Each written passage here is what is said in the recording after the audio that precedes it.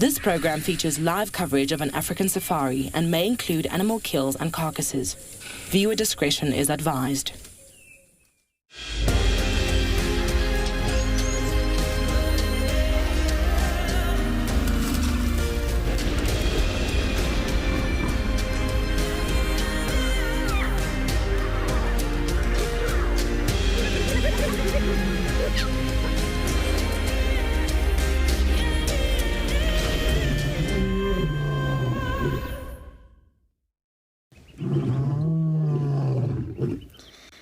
Good afternoon and welcome to Djuma Private Game Reserve in the Sabi Sands.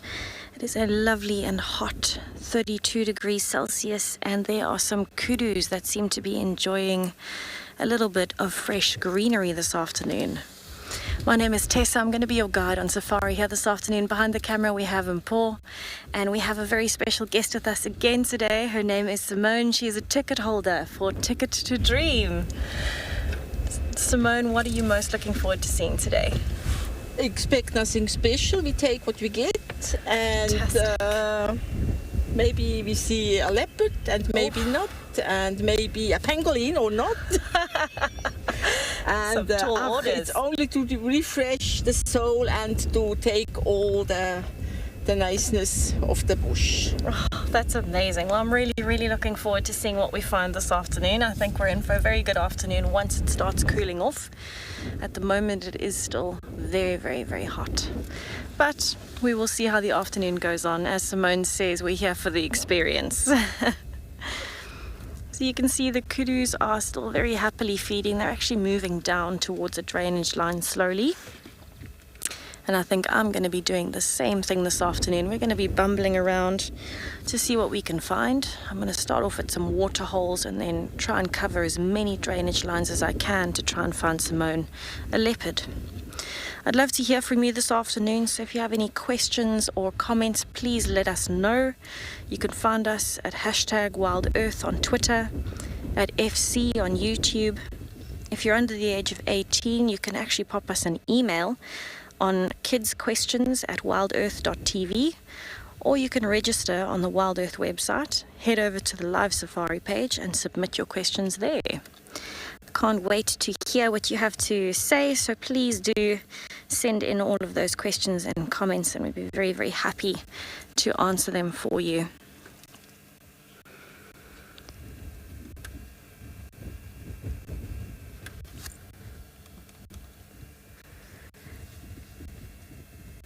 So I'm actually quite shocked that these kudus are so out in the open, although it doesn't look like it from the angle. They're in the full sun. And I'm not kidding when I say it is burning out here. It is so hot. Luckily there is a very gentle breeze, so I think that's definitely helping these kudus. But I wouldn't be surprised if they head down to the drainage line and stay there for the rest of the day, where it's nice and shady with some fresh green foliage. There's actually one that's now come up onto the other side of the termite mound, and she seems to be feeding, and in between feeding she looks like she's scratching her nose.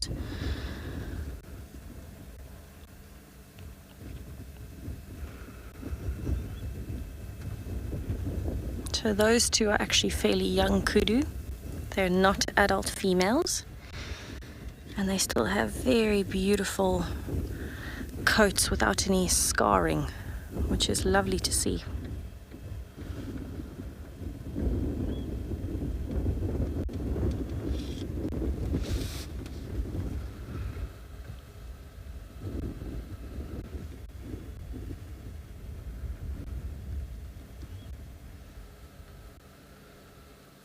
I think it's definitely going to be a good day for the herbivores today. With it being so hot, they can rest assured that pretty much all of the predators, I think, will still be flat until this evening. But hopefully as the day goes on and it starts to cool down, we might get some action this afternoon. Those ears are massive.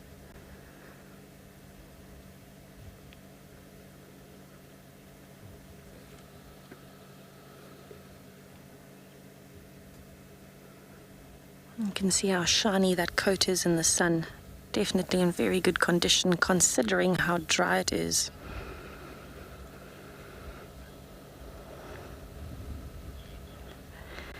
James Richard, yes, I agree. A leopard sighting today would be incredible. I think we'll have to do our best to try and find one so you can help me ID it.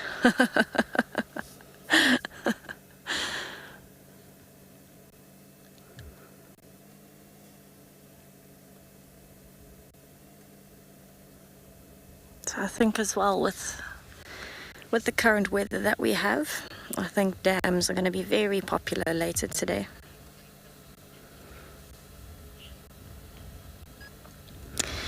Michelle, I do actually have a favorite antelope. It's actually not the kudu. My favorite antelope is the Ngala, which is the slightly smaller and kind of mixed version between this and a bushbuck, or that's what it looks like anyway. And that's because of the difference in the coats between male and female, but also there is no other antelope that really looks like a Ngala here in South Africa. The closest that you'll get is the Sitatunga, which is found further north. And so I think the Ngala is definitely my favorite, although any baby antelope I have a soft spot for, any baby animal in general. And I do think kudu are incredibly elegant. They walk like they know that they are royalty. Head is always held very high, very careful and slow tiptoed steps.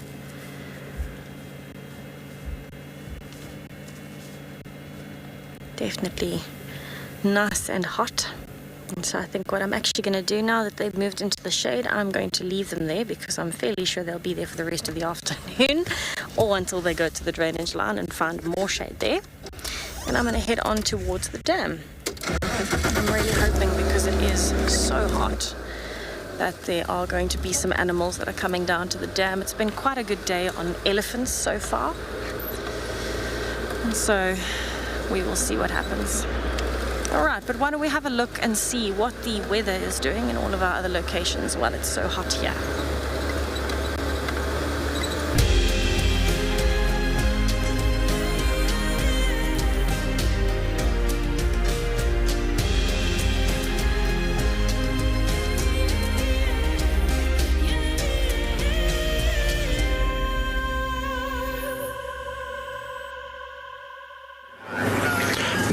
Talking about elephants, they have now rolled away, of course, because it's time for me to be on this damn cam. Everything will now disappear, which is par for the course.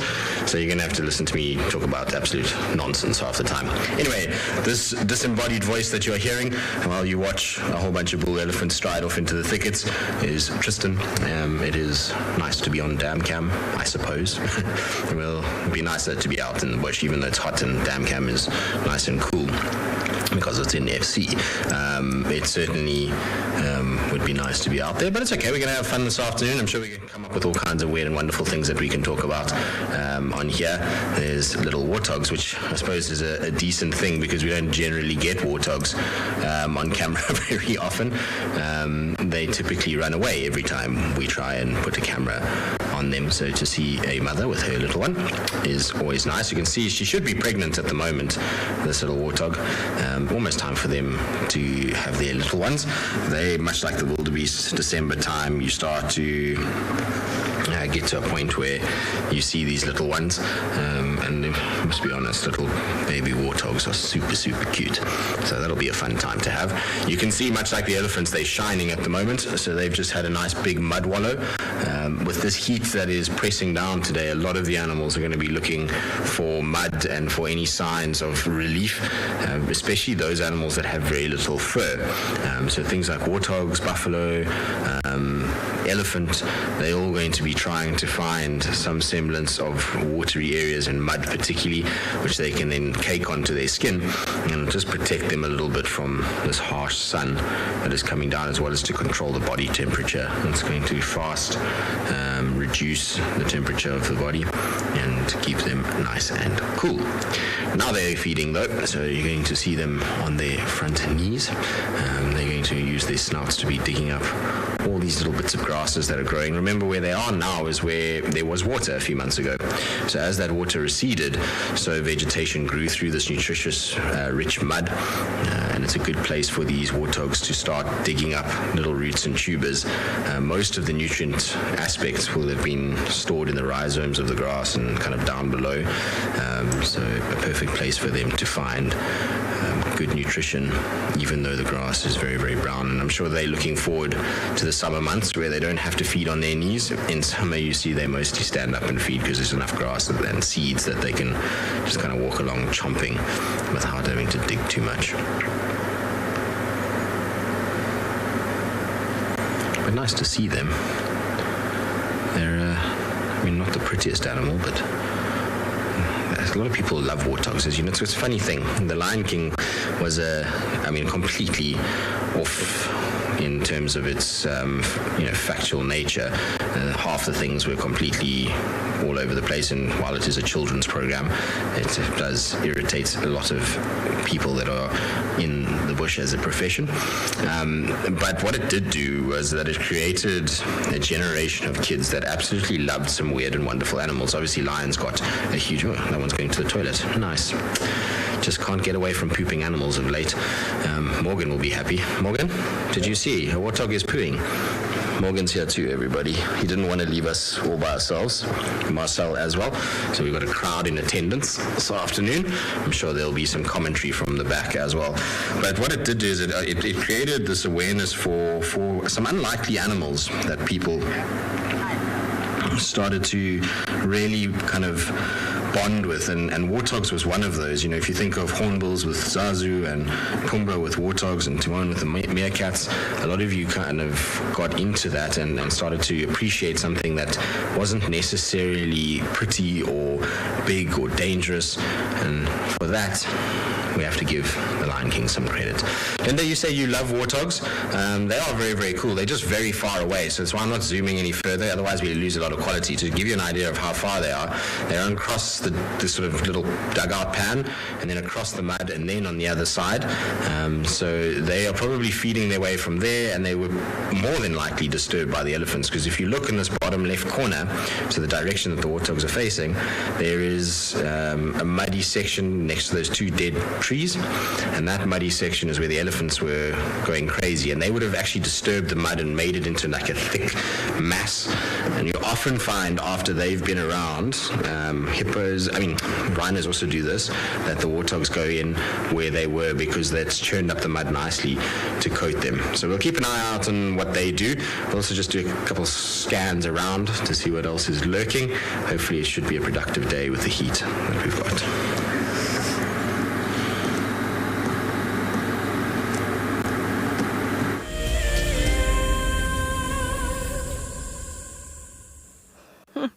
From one dam to another. I've started off at Treehouse Dam just to come down and see if there is anything around. It is incredibly hot here. There is no breeze at all.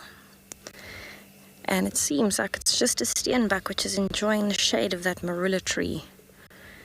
Sorry, that's not a marula tree. Oh, it is. It's just a dead one. That's funny. Right, so the steenbok looks like it's still wanting to feed. It needs to kind of keep moving, but I think the heat has just become a little bit too much for it.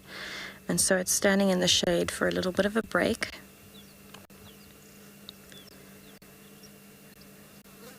I think where we are at the moment without a breeze, it definitely feels like it's more 36 degrees Celsius than 32. It's very, very hot. And it seems the only activity in the dam so far is just a few little ripples on the top from fish or insects that are occasionally coming up. I have also seen one or two birds that are diving to cool off in the water.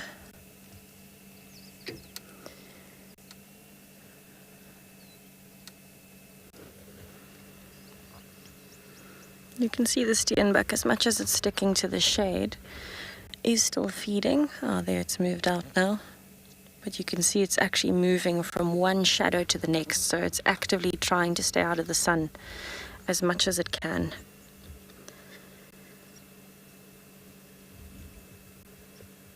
It's very interesting. As much as the steenbok is at a water hole, it actually won't come down to drink. The steenbok will actually get most of its water from those plants that it's eating, and that's actually why you'll find it close to the watering holes, because the plants contain more water if they are closer to a water hole. But it is very hot, so I think I'm actually going to move on and see what else is out here.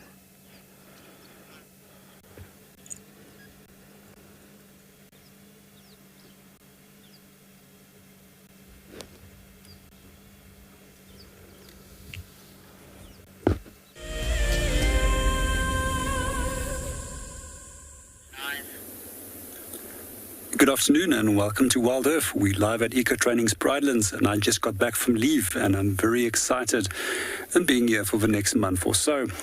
Hopefully there's going to be a lot of changes in terms of weather and as the temperatures are now heating up. So my name is JP LaRue and behind the camera we've got Bekay. So our plan for this afternoon, as it's quite hot, is to sit around the dam and see which animals will come in and out to come and have a drink. That's why I position myself over here in the shade, where it's harder for animals to spot me. So it's also important to be dead quiet and to move around as little as possible if you do want animals to come towards the water hole when you are busy trying to view them. So at the moment there's some of our resident bird species are here, Egyptian geese in the background, our little grebe, and then also a number of the terrapins are out here close by to us. I'm always quite surprised that we can never sneak up to these little terrapins. They were basking on that log a little bit earlier, and their eyesight is so good that if they spot you, that they scatter back straight into the water to avoid you. I've noticed that with crocodiles as well as terrapins, that they've got phenomenally good eyesight when it comes to potential threats which approaches them. And just like a hippo, they all tend to move into water where they feel safe. Some of the things I do find quite interesting about the terrapins is that they've also got a number of additional methods to protect themselves. That incredibly hard shell, especially with a serrated hinge terrapin, which makes it very difficult for crocodiles to bite into them. And then thirdly, they can also pull back their heads into the shell to protect themselves, and that the head, or the softest part, is protected against a potential bite. They occasionally do get taken by crocodiles, and especially the smaller ones we see they often become predated on. I've also seen them being taken by honey badgers in the past, which actually has dug them out of the mud in dry periods and then eaten them. I don't think that they taste very well, as that they quite foul smell on them. And as per record of one of my trackers that I worked with at one stage, they do not smell nice and neither do they taste very well, as I try to teach these as kids. We're going to sit and watch our terrapins a little bit longer and see what they get up to. Hopefully they'll climb back onto the log and we'll be able to get a decent view on them. In the meanwhile, let's go and say hello to Devon in Cape Town.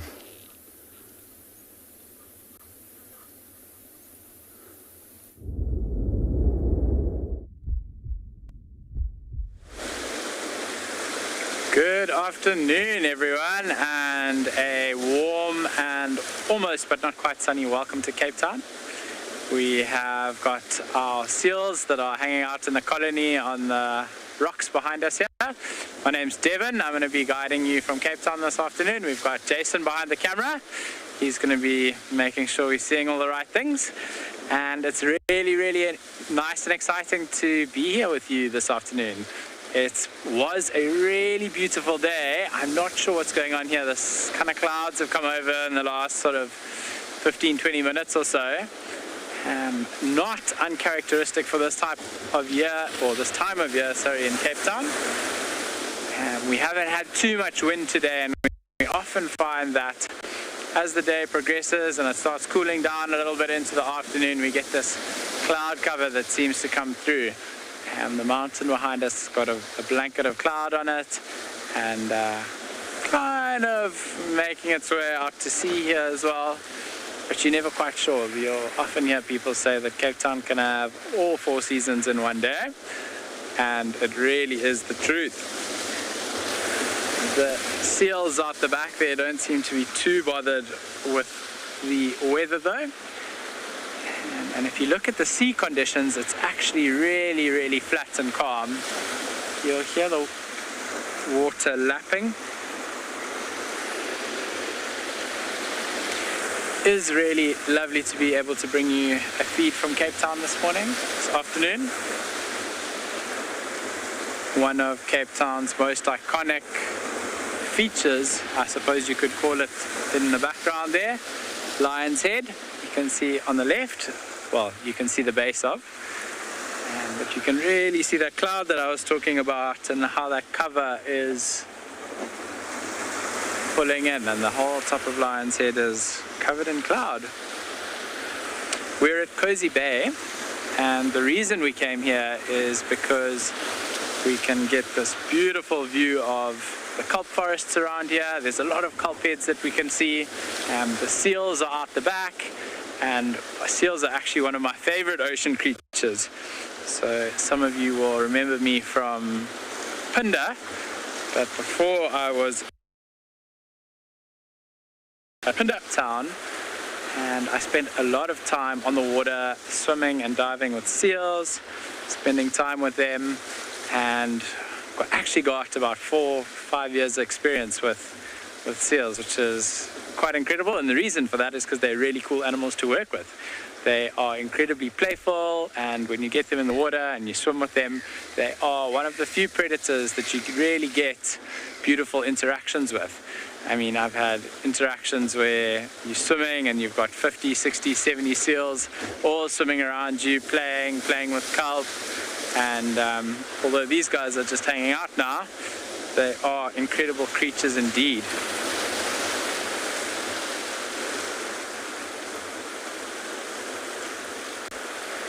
You can see that their location is quite interesting. So they are on an island. This colony is on an island, and the reason for that is historically, and I'm not sure if any of you guys at home have seen seals before and seen them on land and trying to move on land, but they're not very elegant. So they're really quick and really good at moving through the water, but while they're on land, not that good. And what that means is that they are quite vulnerable to predators like leopards, hyenas, lions if they were in that area, and that is why we find these colonies out on the rocks. For now though, we are going to stay in this spot and see if we can see any other interesting little dynamics that are playing out, and we're going to send you across to Tessa at Djuma.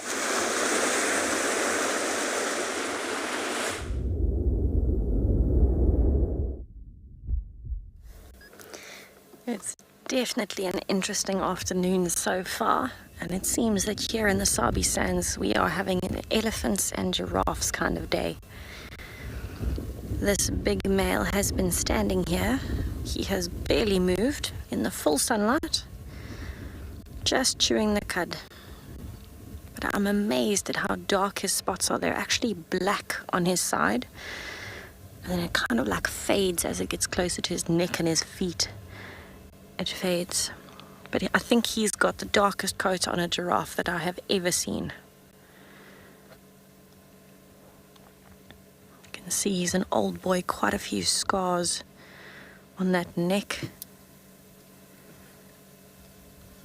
And he has just been standing and chewing in the same spot. So it looks as though he doesn't mind the sun too much. He's actually done something very clever. Instead of standing side on, he's standing directly facing the sun. So for such a big animal, he's actually reduced the surface area of his body that is directly facing the sun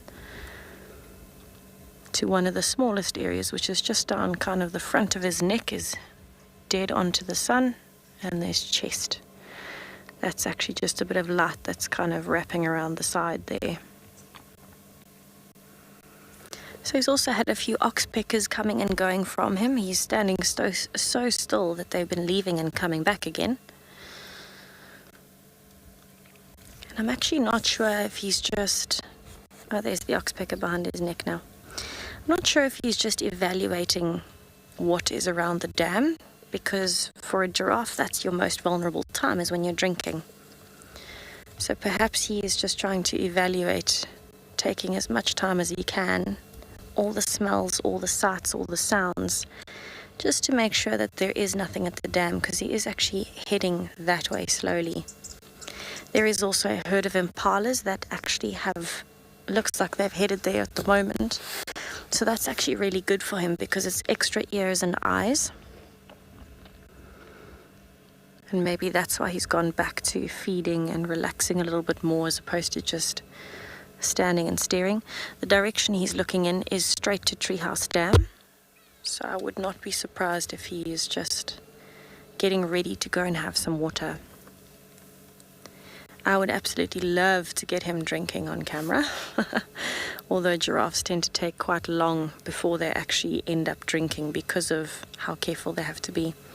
He's moving behind the vehicle, so I'm going to have to turn around to follow him, but I just want to give him a little bit of distance because he is a bit more nervous approaching the dam. And as soon as he's kind of started approaching and moved a little further away from us, then I will start and turn around and see if he is in fact going to come down and drink. Right, he has moved behind a termite mound, so I'm going to take this opportunity to turn and go back to the dam. Luckily, I'm not far from the dam wall. I'm roughly 30 meters from it. He definitely looks like he's looking at it. I think he wants to drink. It is by far the hottest day we have had in at least 10 days, the whole time that I've been here. And so you can imagine for giraffes, for impalas, kudus, anyone that needs to drink, now is the hottest time, and now is the time to do it. As much as it might be uncomfortable for them in the sun, while they have to drink, they know that the predators won't be around at the same time because it is so hot. I'm really hoping he does decide to come down. There are still some impalas drinking, so I'm actually just going to park on the dam wall again. And hopefully he comes down to the side of us. Right, I'm actually going to stop here just so that I don't go too much further. You can see the impalas are finishing up and moving off. And he'll actually hopefully come down in a minute or two from the right-hand side. So drinking water during the day is a very clinical thing for impalas in particular because they're such a popular prey species. They come down, they drink, and they leave as soon as they can. They don't take any chances hanging around the water holes. There's crocodiles in the water. There are leopards and lions and wild dogs and hyenas and even big pythons that might try and take one outside of the water. And so it's a very vulnerable time. He is actually slowly ambling down. I think he's just watching the impalas, making sure that they are happy, because if the impalas are alarm calling, he won't come down. If the impalas are happy, he'll be much happier. Yes, he is coming down. Oh, I hope we get him drinking. Alright, so you'll just see he's kind of coming down from the right-hand side here.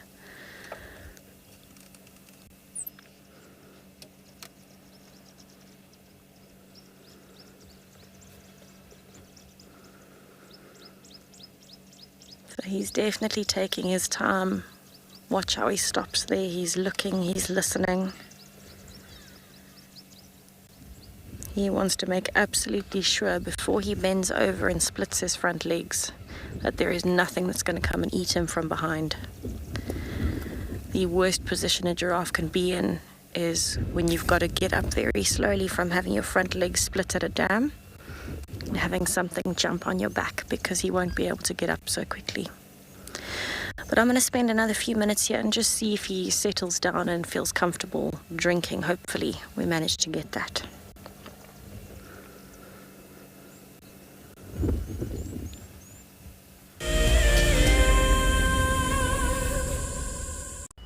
The WildEarth channel now runs for 24 hours a day and is filled with exciting wildlife experiences for the whole family. In addition to our twice-daily live safaris from Africa, we launched Sea Forest. Free divers explore the great African kelp forest under the water in Cape Town, while naturalists on the surface explain what we are seeing in real time. Our Escape to Nature series features exceptional wildlife footage throughout the day, and here you can immerse yourself in the sights and sounds of nature. And finally, we are launching a brand new penguin experience later this month, where you can follow the lives of a group of African penguins daily and in real time. If you want to join in on these experiences, then head over to wildearth.tv/channel to see where you can watch. Escape to nature with WildEarth.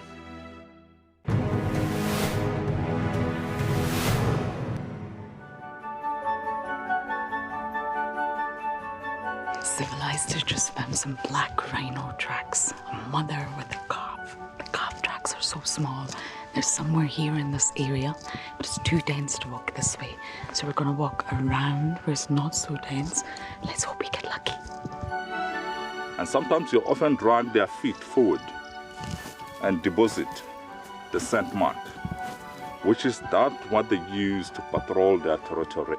We managed to get a glimpse of the black rhino, but for safety reasons, of course, we held back and we walked a different way, but it was such a fantastic experience. We didn't just focus on the big things, because it's not all about the big things.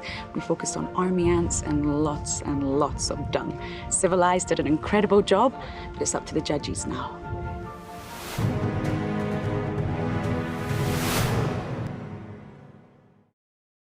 Something very, very interesting. I didn't plan this, but this is a scene rarely seen. This is what we call a journey of giraffe. So beautiful.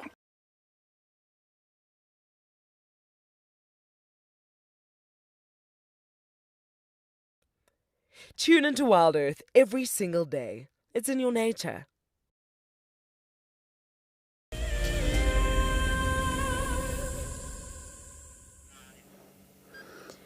Alright, so this giraffe has in fact come down to the edge of the water hole. He's had a very short drink, but he looks like he might drink again. He picked his head up very quickly. I think he was alerted by something, or maybe just feeling a bit nervous. And so I'm sure he needs to drink a little bit more. There we go.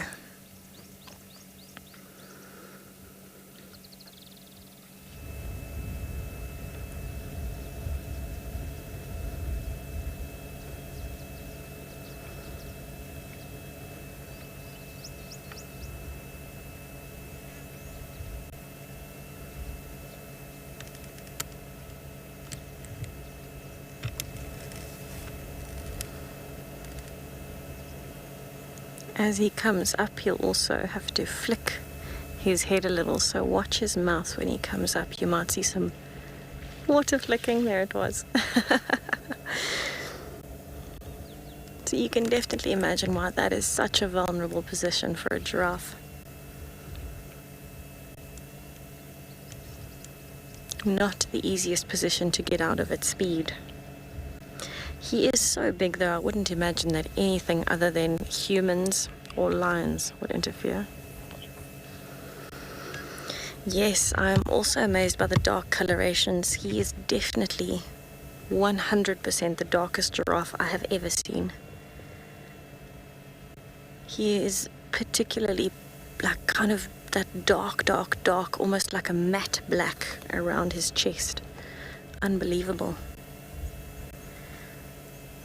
He still needs some more water. You can see he hasn't moved at all since he picked up his head, so he's just kind of checking again, making sure. And then you'll find he'll go and drink again. For such a big giraffe, you'd have to drink a lot of water. Especially with that dark coloration, I'm sure he must get a lot hotter than lighter giraffes.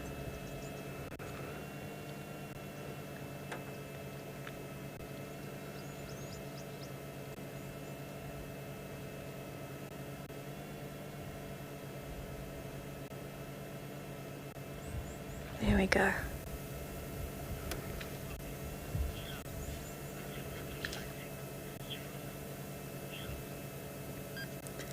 Anyhow, it's an amazing sighting. It's very rare that you get to spend time with a giraffe while it's drinking. I am incredibly happy.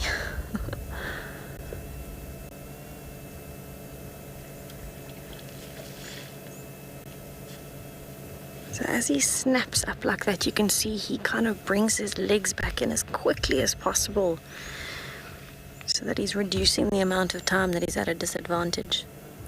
He looks like he might be done now. He's actually changed direction.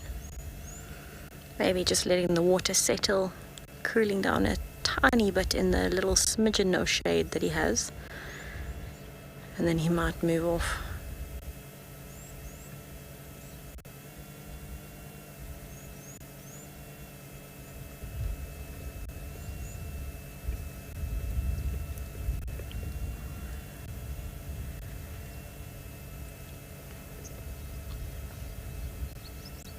He is very possibly one of the most beautiful giraffe I have ever seen.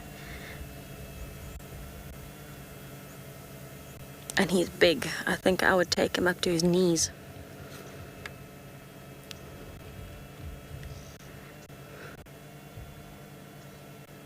So while he was drinking, he actually scared the steenbok when he first snapped up to stand and check again. So the steenbok ran away a little bit. It's now hiding in the shade in front of us. Gathered some speed very quickly, moving away from the giraffe. Not that the giraffe would be a threat to it, but I think it just got a bit of a fright with how quickly the giraffe moved. It's actually in this patch of shade here.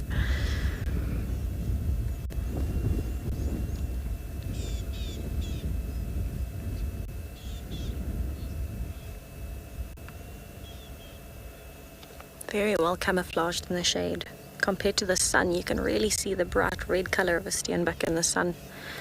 But in the shade, it's actually very well blended, especially at the moment. The sun is so high that it is quite harsh lighting, and so the contrast from light to shade is quite massive. So you can see what an advantage it is to have camouflage and to use your resources, use cover and use the shade. It's one of the skills that we learn very early on if you're learning how to do bushwalks.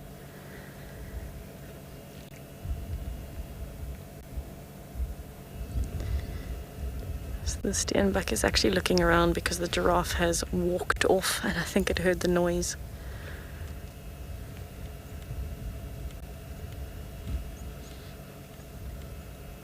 You can see that difference from shade to sun very clearly.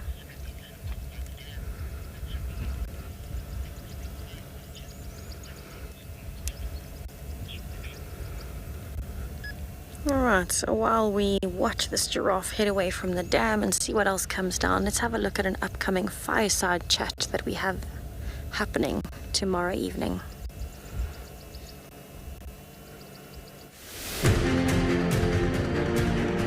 As WildEarth has shown, a guide is critical to your enjoyment when on safari.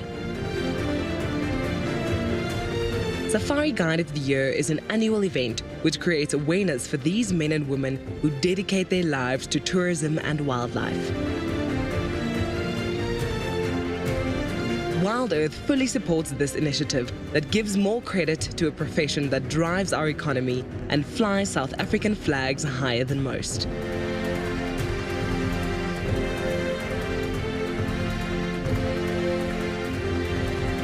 In the lead up to our live award ceremony, where the Safari Guide of the Year 2021 will be crowned, we are inviting all our viewers to join us for a special fireside chat. Open to everyone, this unique event invites some of the top guides in the country to Djuma on the 26th of September, straight after the Sunset Safari. Well, it should be a fun evening on Sunday as we delve into the Safari Guide of the Year. Right, we're with the Hippo. I mean, Dewey never really goes very far at all. He's normally milling about in the water and just in the same spot. He loves this particular spot. You can see he's having a very lazy day and is probably the most happy animal when the temperatures are what they are today. It means he can just lie in the water and stay nice and hydrated, and no one really has to bother him, and well, he doesn't get as hot as everybody else. So it's a nice life that a hippo has. They must really be the one that everybody envies in the summer months. Winter, not so much. It would be cold in that water. shelter in winter. Anyway, it's hot today, as I was saying, and you can see he's just taking it easy. There's not really much else that's kind of lurking at the dam at the moment. I was scanning around just to try and see and to figure out if maybe, just maybe, and have a little drink. We had some impalas just now and a squirrel, but since then not very much. Now, yesterday evening and this morning we tracked a leopard this morning, and yesterday evening there was a leopard on the dam cam drinking, and I believe, at least you said to me that, you sent me some pictures of it, and you're saying that the leopard looks like it's the Atomburti male, which is quite interesting because there's a hornbill on the ground there that's pecking away, so let's go and have a look at him. A little red-billed hornbill. But yeah, so it's interesting that he's come down towards the dam area. I don't think he's going to find much joy here. Mulawati is going to meet him with the same disdain that Nhlangula has met him with in the north, although the last time I saw him he was actually fighting with Nhlangula, and he was the aggressor of the two. He was kind of pushing Nhlangula all the time, but both of them had wounds on each other. They had kind of cut each other up a little bit, so it's interesting that he's kind of pushed down. We know that he's been down this way once before, which is the first time when Lauren saw him, the first time anyone knew of him in this area properly, on quarantine, but since then he's really been pretty static in Buffelshoek. We've been seeing him mostly in the sort of central parts of Buffelshoek. So I'm intrigued to see that he's come back down this way, and then his tracks went east and then south from there. So it was why this morning I was a little kind of confused, because the track was big but not Mulawati big, and it wasn't Shasha's size track either. It was bigger than that, but now it makes sense because that's the right kind of size for that Atomburti male. He's still growing, and while he's not small, he's also not fully developed just yet. This red-billed hornbill, I think, is looking for any signs of food in the grass. After the elephants have been here, often they disturb things, they defecate, which allows for some insect activity and therefore opportunities for the hornbills to feed. Now, you'll notice also with this hornbill that its beak is open most of the time. So what it's doing at the moment is trying to control its temperature. So it's doing what's called gula flutter, trying to just keep its body temperature down, much like a cat would pant.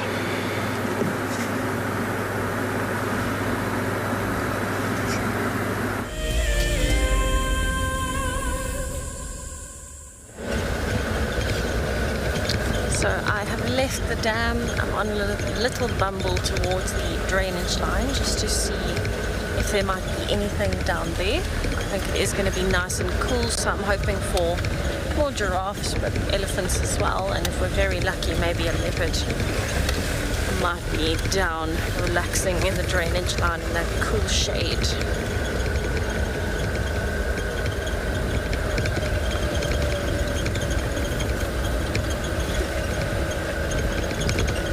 So far it seems most of the herbivores are out, so we see impalas, some more kudus,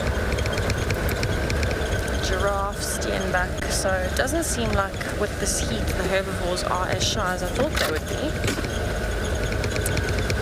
But it's definitely interesting to see that, you know, none of them are actually hiding from the sun in terms of actually walking around feeding. Steenbok and the giraffe at the dam were both trying to hide in the shade, but at the dam there was absolutely no wind, where here there's actually quite a nice breeze happening.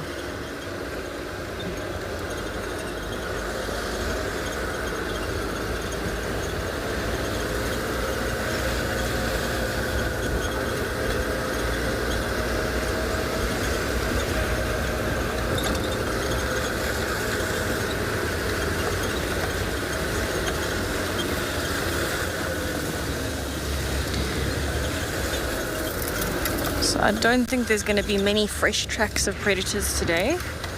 Not until much later. I think it has been way too hot for them to have been moving.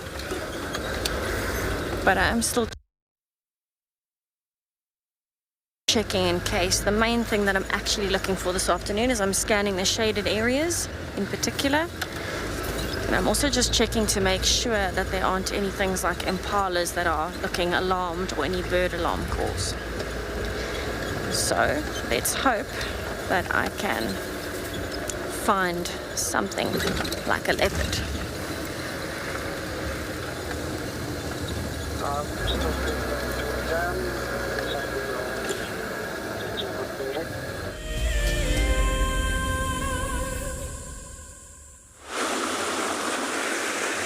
Welcome back to Cape Town. We are just found a really nice stable spot to have a good look at the seal colony from. And there's a couple really interesting things happening. So these seals have all come up here to rest at the moment. And although at first glance it might look like there are a lot of sleeping seals, we are actually seeing quite a lot of bobbing heads in and among that, well, on top of that rock. And the reason for that is that as the day is progressing and it's now getting later into the afternoon and into the evening, the animals that might have been out foraging for the day or might have gotten in the water to cool off during the day are now trying to squeeze and force their way back onto that rock. And they are disturbing the individuals that are busy, that are dry, that are sleeping. And that rock's really, really full of seals. You can just see those snouts pointed up, quite pointy faces that they've got there. And one or two little flippers pointed up into the sky as well.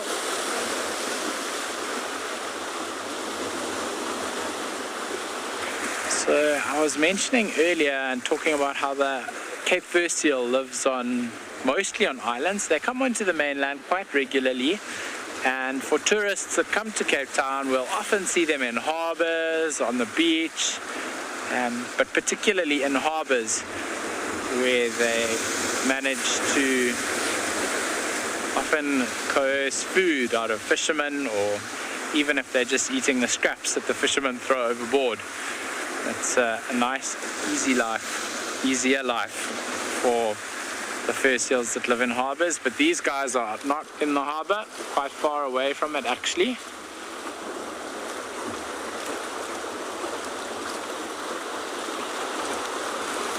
And they're out here on this rock. Now, the Cape coastline is littered with these rocky outcrops that extend into the sea, and it's because of the nature of the geology of Cape Town.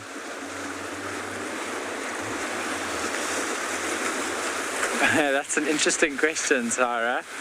And they have these really long, powerful front flippers that help them swim through the water, and they're actually really, really quick. They really have been designed to move quickly in and out of the water, and they are so good at moving through the water that they can actually swim, and then as they come out the water, almost like if you imagine a torpedo coming out of the water into the air, they can jump quite high up the side of rocks. There was a specific rock that I used to have a view of from where I worked, and it was probably at any given point in time 2 to 3 meters out of the water, and I used to watch seals jumping out of the water onto the rock like that. And they do it quite cleverly though. You'll notice as we're sitting here, there's this swell slowly coming through, and as a wave washes up against a rock, they'll use the energy of that wave and the height that the wave as it washes up against the rock to really jump out onto that rock. These rocks are all made out of granite though. They are granite rocks, and they form part of the granite suite of rocks in Cape Town. And those rocks exist below the Table Mountain sandstone, which is, when you look at Table Mountain, what the top third of the mountain is made out of is those very horizontal lines that you can see when you look at Table Mountain and Lion's Head. And then below that is the granite. And these rocks here are made out of granite, and which is why they have been so resistant to weathering that the ocean does. granite is quite hard and quite resistant to weathering. I'm not sure if any of you at home have got granite countertops or have friends or family who have granite countertops. It's the same stuff here. There's actually an old quarry or mine on the side of Table Mountain that most people don't know about. I only discovered it recently.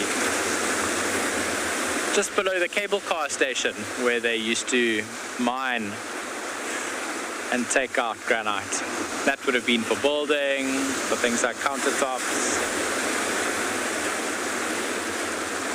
But it's resistant to weathering, and what that means for seals is that it provides a dry spot for them to hang out and relax, stay dry for the evening. We are going to stay with these guys for the next little while. For now, we're going to send you off to Tessa Djuma, but we are not going anywhere, so we will see you again shortly.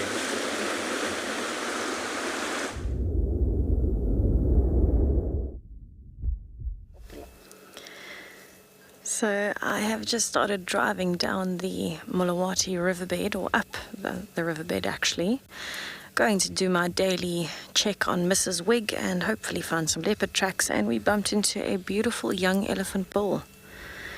And he seems to be enjoying the banks of the river, where there's a tiny bit more shade and a few more branches that he can break to try and get some water in without having to go to the dam.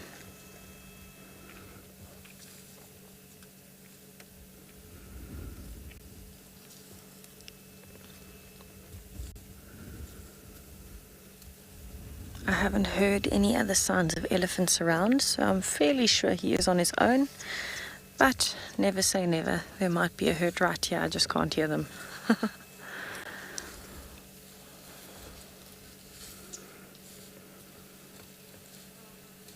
So he's actually trying to get some of the long grass at the moment that is underneath some of the fallen trees. And the reason for that is because that grass hasn't been fed on by other animals, because they can't necessarily access it right underneath a tree.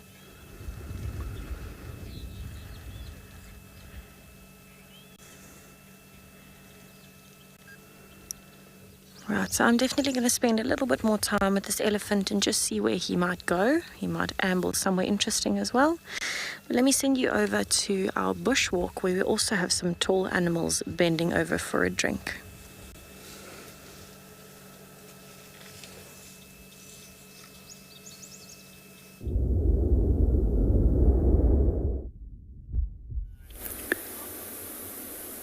Welcome back to Bushwalk. We've also eventually caught up with our second group of animals coming down for a drink. The first one was a very small little mongoose by the name of a slender mongoose. And now we've got two giraffe that has just came down. It's quite interesting to watch them as they were coming in earlier on, and their saliva was actually creating little strands as the wind was blowing it, almost looking like silk from cobwebs as it was blowing off. Moment you'll notice that they're busy bending and they're splitting their legs at a 45-degree angle that they can actually get in reach with the water. That little action that you saw up there with the head coming up, that actually costs no energy at all.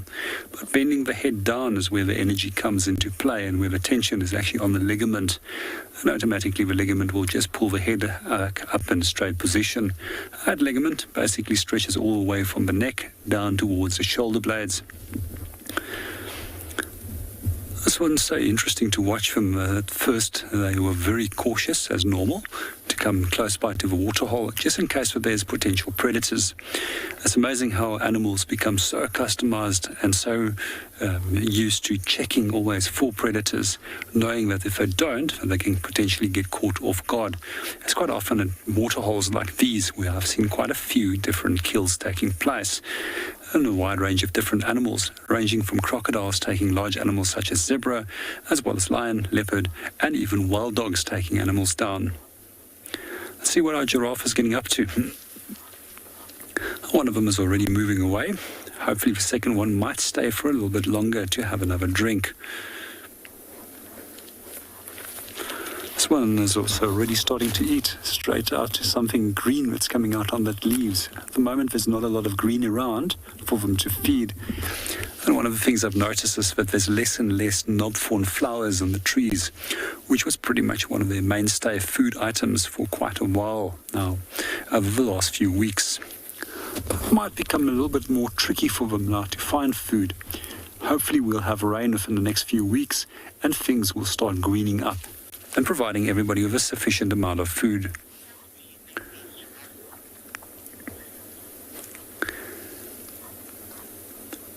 Good afternoon, Bruce, and welcome to the show. It's quite a difficult question to answer because it's quite subjective. It's just like us. We come in all sizes and shapes, and we also come in all different lengths. And for them, it's generally still fairly young females, and it looks like one, but it's to put an age to them, probably, if I have to guess, 8 to 10 years. But generally what we also find is the older that they get, generally the more darker that they can get. That can be a way of judging age, but it's also subjective, as the amount of recessive genes from both parents can also determine how dark a giraffe can be. So if there's a double recessive gene, in terms of, you often find that you'll have a giraffe that can even be black in coloration. And then also, generally, we also will say that males tend to be darker than females. So all of those things can be very subjective in trying to determine age. I also quite often get asked the question, how old do you think is an elephant? And even with elephants, people are guessing. They're taking big guesses in terms of age gaps, as you can only truly judge the age of an elephant by looking at its molars, for example. A giraffe has now moved off again, and they're still steering into this general direction. They actually became aware of us. It's very, very difficult to trick giraffe, as well as animals such as zebra, as well as baboons and vervet monkeys. They've all got incredibly good eyesight. For those of you that have joined us for the first time, just to give you an idea, it's said that giraffe can spot predators such as lion at distances of up to 2 kilometers, while they can keep contact with one another over distances of up to 3 kilometers.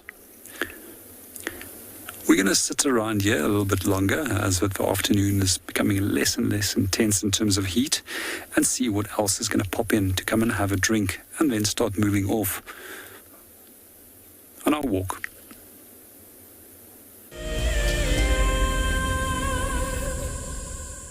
The Masai Mara in Kenya is an iconic wilderness filled with life. Its inspirational beauty has captivated our hearts on WildEarth for many years. While this season of the world's greatest migration has been missed, WildEarth is preparing a spectacular comeback in 2022. For the first time ever, WildEarth will be running expeditions to Kenya's Masai Mara throughout the 2022 migration season. Hosted by David Githu and Isaac Rotich, you could be a part of the team that shares the wildebeest migration with the world, live on WildEarth's daily safaris.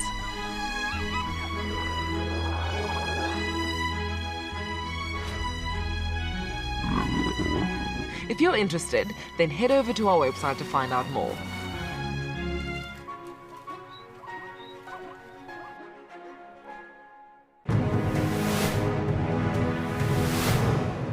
We're in the center of the reserve. It's a much more open area, so a completely different experience. It's also in the afternoon, so just a little bit hot, shall we say.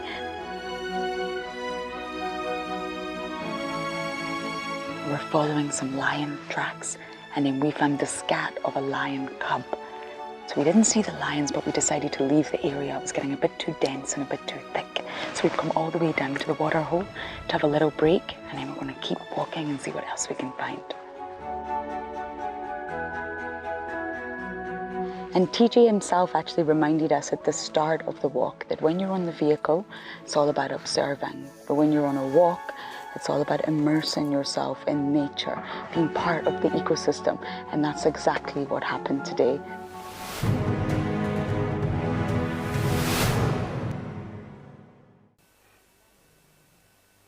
This is a battle of two great carnivores of the African wilderness. Whew. Whoa! You don't want to be under those jaws. Definitely, this round goes to the lion. Look at that. Fantastic. Expect the unexpected here on WildEarth.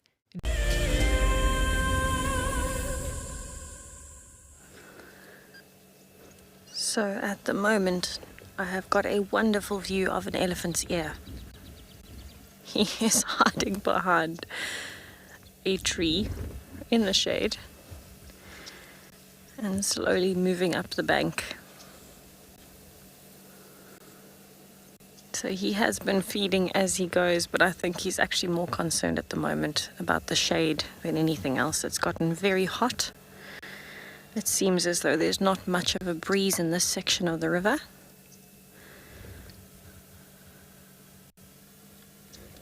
And so I can imagine he is just trying to focus on staying cool.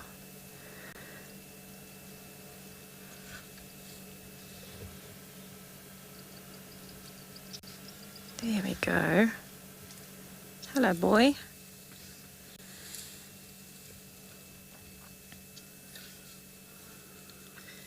Oh, there he started feeding again. So he's still focusing on grass instead of leaves, which is quite unusual when you're in a riverbed like this because there's a fair amount of plants that have leaves down here.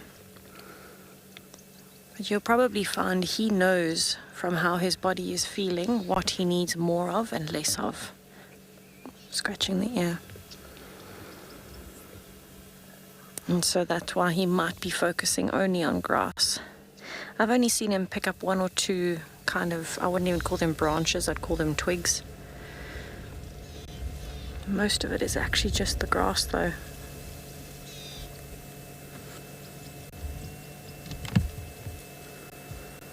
So this is still a fairly young elephant. I'd say he's somewhere between 12 and 15, 16 years old, somewhere there. He's probably only left the herd in the last year or so, maybe a little bit more. So it's not unusual to see him on his own. He is at that age now where he has to start doing things for himself.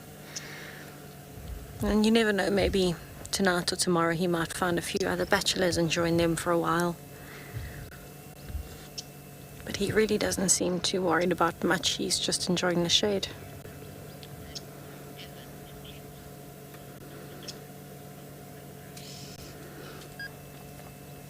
Alright, so now that he is actually kind of moving further along and we can't see him so well, I'm going to leave him to it in the riverbed, carry on and see if I can catch up with Mrs. Wigg. But let's go and have a look at some more seals and birds with Devon and Cape Town.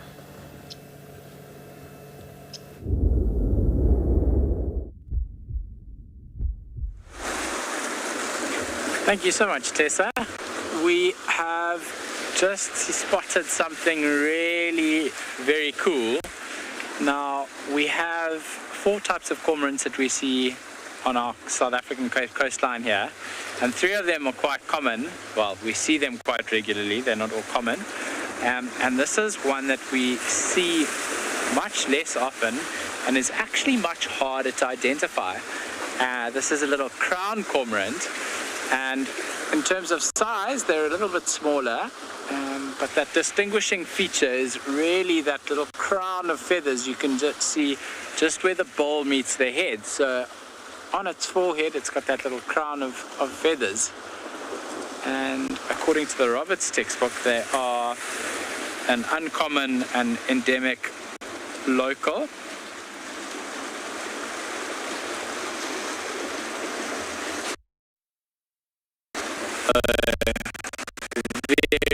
Very, very cool to be able to see it. One of the other features that distinguishes it from other cormorants, which is, I mean, I've got my binoculars here and it's even almost impossible for me to see, but the red eyes are unique to the crown cormorant. And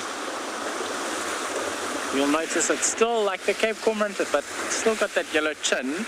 Ah, there it goes.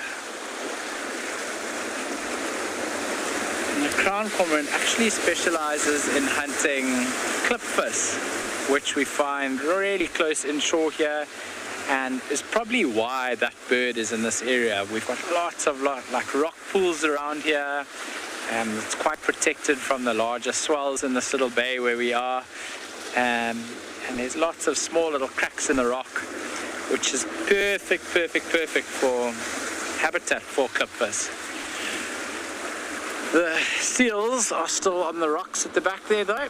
We can see there's a couple seagulls flying around the rocks and a couple other spots in the middle there. And we had a question a little bit earlier about how the seals get onto those bigger rocks, but you'll see that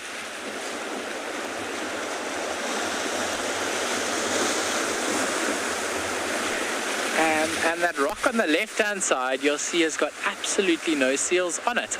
And the very simple straightforward answer for that is because that rock is too steep for them to climb up onto and has got no easy way for the seals to get on there. But as we move across to the left, there's a lower lying rock, and voila, we have seals again. So these seals that we're looking at now are much more sleepy.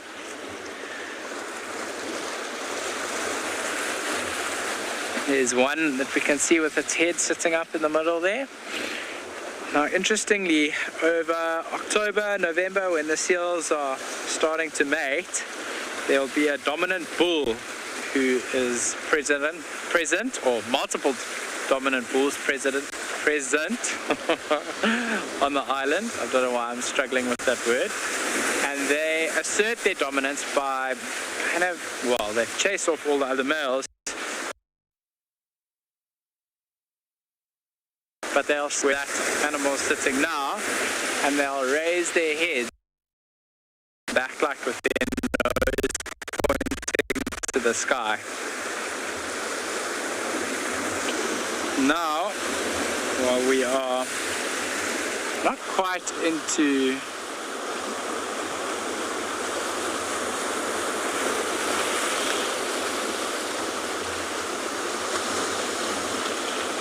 well, we're not going to be seeing any youngsters around, let's put it that way. So these seals breed so that the pups come out when the seas are a lot calmer, because for 3 months the pups have to stay on the island. So on these little colonies, we've got many of them dotted along the Cape coastline here, all the way up into Angola on our west coast, and as far as kind of Port Elizabeth along the south coast. We have these colonies of seals. It's actually interesting that in Namibia they do occur, the colonies do occur on the mainland, on sand spits that are accessible by the mainland. But the reason that they will have their pups later on in the year is because over winter Cape Town gets absolutely battered by storms, and during those storms, rocks like this will get completely covered in water. You won't find any seals on any of these rocks. The waves will be washing over the whole rock, and the seal pups for the first 3 months can't get into the water. They don't have enough blubber on them, and that means that they don't have enough protection from this frigid, cold, icy Cape Town water. And if they do get washed into the sea, they'll unfortunately die unless they somehow... I've actually once seen a mother pulling the pup back towards the island from inside the water.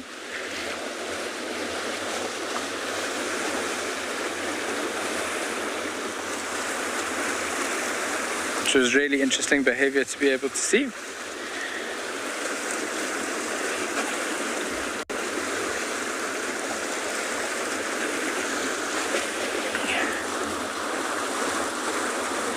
You'll also notice on the rocks where the seals are lying, compared to the other rocks, lots of runoff down the rocks and lots of stains.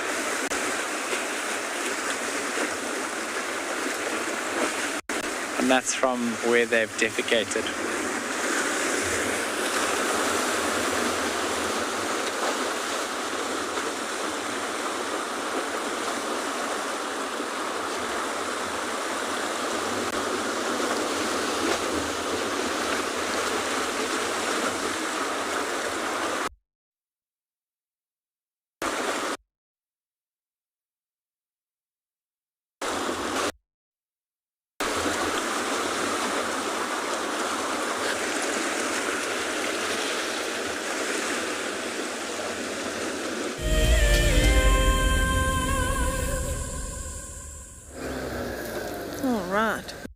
back. I'm actually just arriving at the section of the river to check on Mrs. Wig.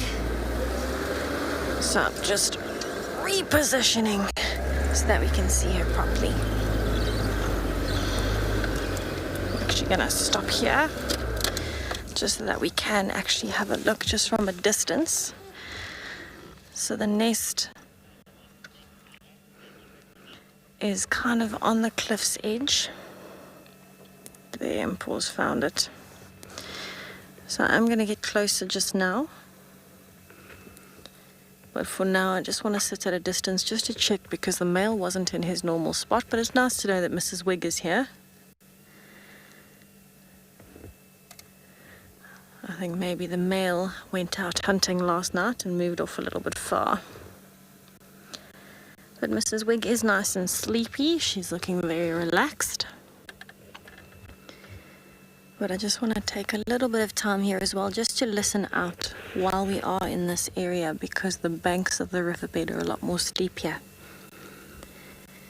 And so it might be a good place to listen for predators or alarm calling.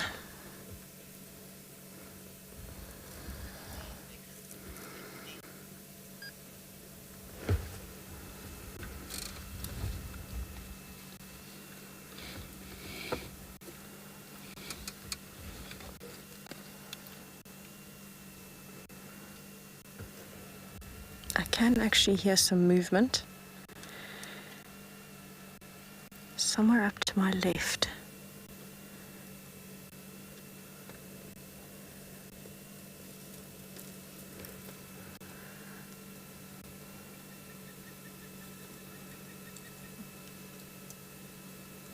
There are some crested francolins, but I don't think it's them.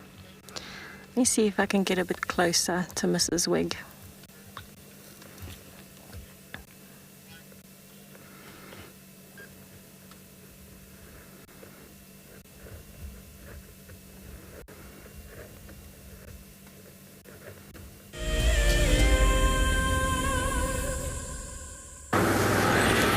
It's gone from fairly quiet at the dam to lots going on. We've got ellies that have come down, there's impalas drinking, herd of wildebeest. It's like a plethora of animals here, which is very, very cool. We'll probably watch the ellies first, because they're not going to stick around nearly as long as what the wildebeest and the impalas will.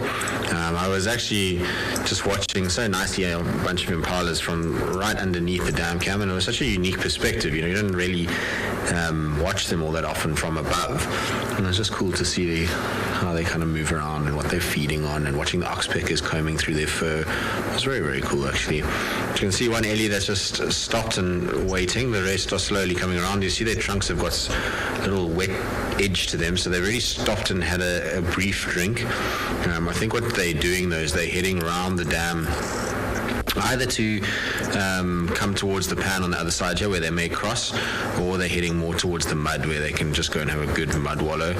You'll find that they'll stop and drink every now and then on their way, and you see how that one is disturbing the water surface, just trying to get rid of anything that's on top and get the cleaner water that's underneath. Often there's dust. Oh, there's a dike here as well. Everybody's out now all of a sudden. That's very cool. Nice to see lots of animals in the area. Like I say, you can see it's got the wildebeest in front, dike in the back, ellies in between, Egyptian geese floating past. So lots and lots of animals in the heat looking for some semblance of relief when it comes to water. There we go. I think they might settle here a little bit. It's generally these older females that are the ones that settle the herd from a drinking perspective.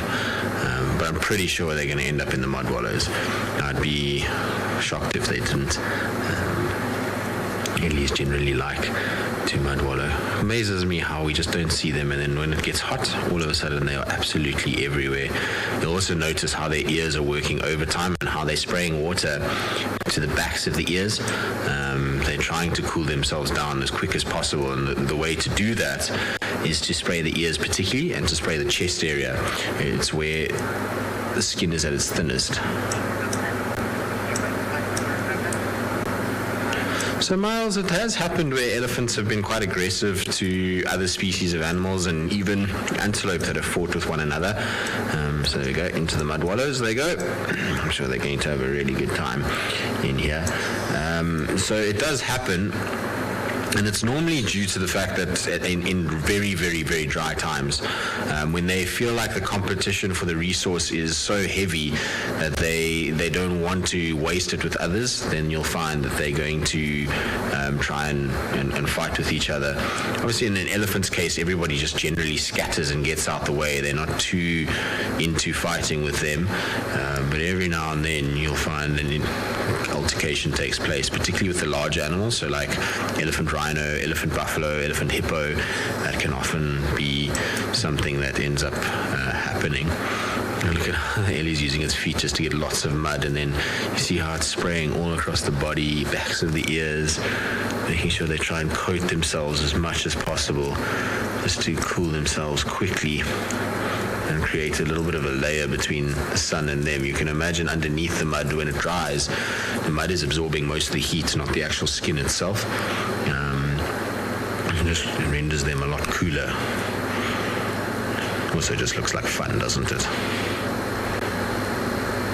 I love how they use their feet to break the mud up, and that process that they're doing is going to make this area available to so many other animals. So a lot of the smaller creatures like warthogs and things like that, they don't really want to go too deep into water, but if the Ellies mangle up the edges and create a little deeper wallows away from the main body of the dam where crocodiles could exist, then they can wallow successfully in those little ones and stay nice and safe.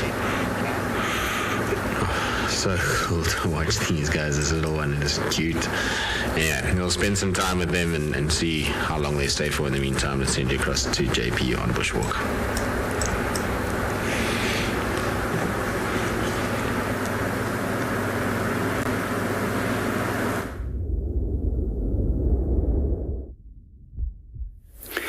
Welcome back on Bushwalk. We're standing underneath a number of Atomburti trees at the moment, and one of the things that we've noticed is a large number of Atomburti flowers, which has actually dropped to the ground.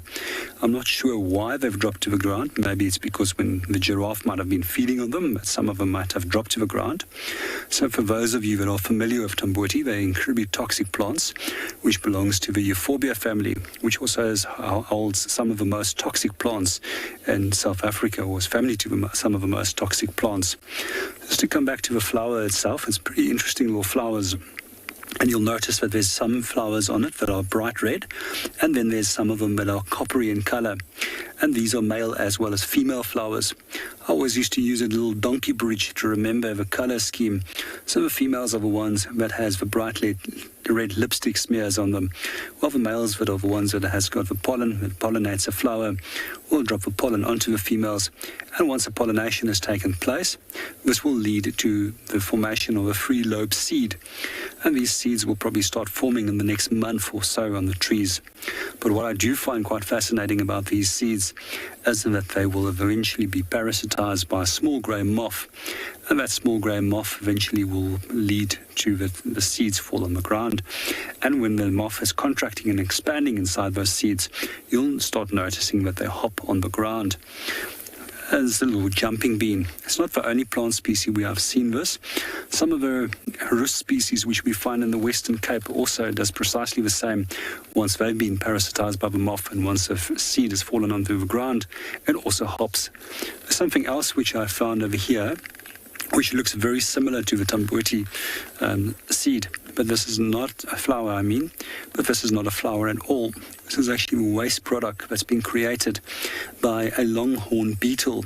We refer to this as fraise. Generally, they conceive as small amounts of silk that's also inside and in between the fraise.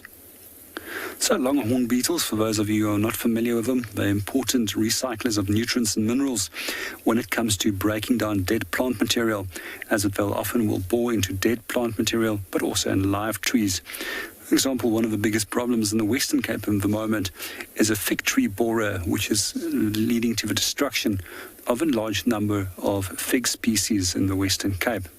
It seems that we've got a little ant that is also coming in over here. quite fast. I don't think we're going to catch him. It seems he's... No.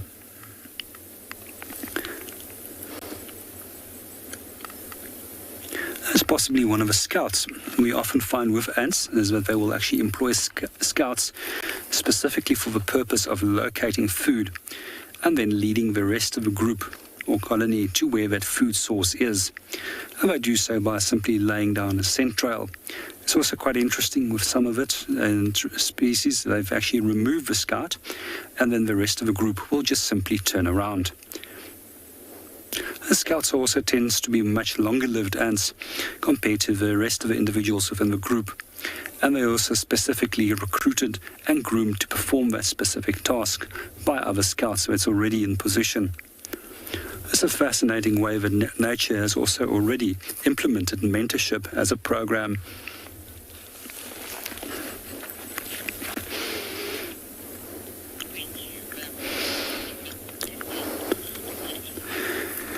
We watch our ant and see what he's getting up to and making our way off.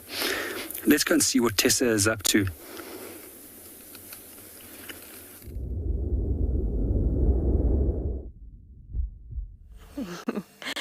So I am sitting in the riverbed with Simone and we are having a look at Mrs. Wig. We've got our daily dose of Mrs. Wig happening. And she is still very comfortably sitting on her nest in the exact same position. So if you actually look at her at a quick glance, she almost looks like she fits into the bottom part of the trunk of the tree. She's so well camouflaged. She is definitely soaking up the rest today though with the heat. It will be making her more tired than usual. And so she seems to be very comfortable. I can't see Mr. Wig anywhere. He's not in any of his usual spots. And so it's quite strange. I'm thinking that maybe with the very warm night that we had last night that he was quite extensive with his hunting efforts and maybe he's resting somewhere a little bit further away today. So I was looking into Mrs. Wig last night and just having a look through some of her history, and it's very, very interesting. She was actually named after Hedwig from Harry Potter, who was a snowy owl, I think, a snowy barn owl, and named by the cameraman Sebastian Romby, and so that's why her baby was called Seb Wig for Sebastian, and she's Mrs. Wig like Hedwig. So it all makes sense now. It all makes sense.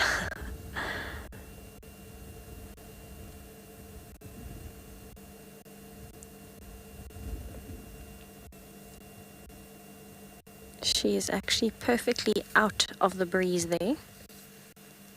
A very sheltered nest. And I'm actually really, really hoping that she has already been sitting on the nest for a while so that I might be lucky enough to see my first ever spotted eagle owl chicks in my life. I think that would be incredible.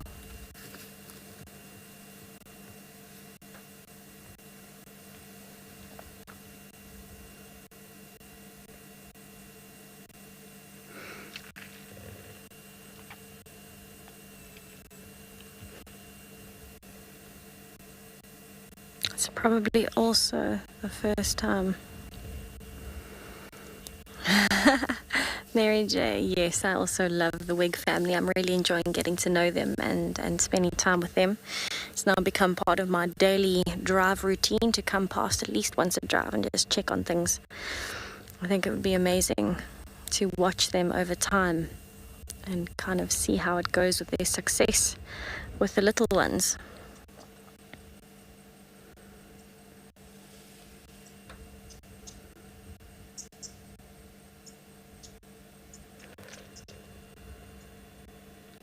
Her spot actually looks so comfortable that I almost want to go and lie there with her.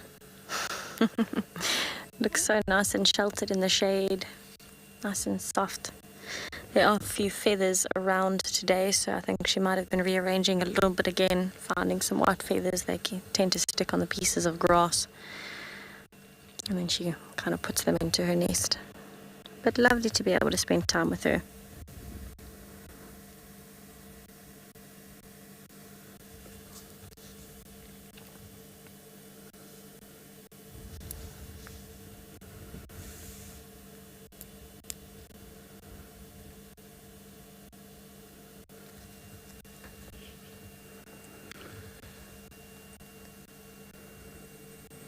Oh, she's actually just looked up.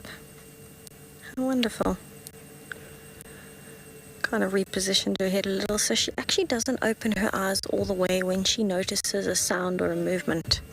She kind of just pops them open a little bit and then closes them again when she's happy.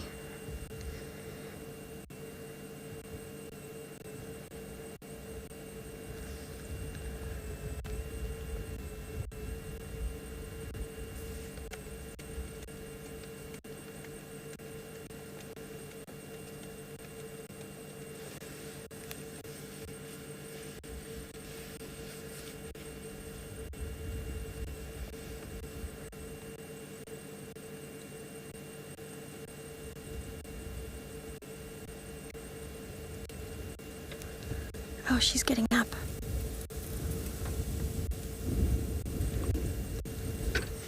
I wonder if she's getting a bit hot, and so she repositioned.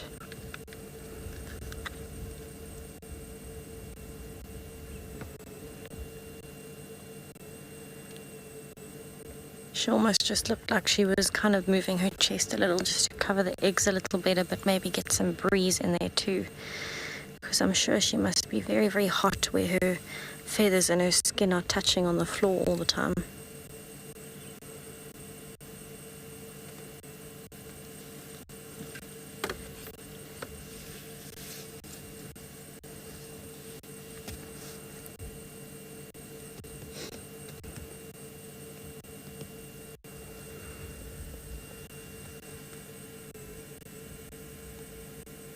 I think this is one of my favorite spots.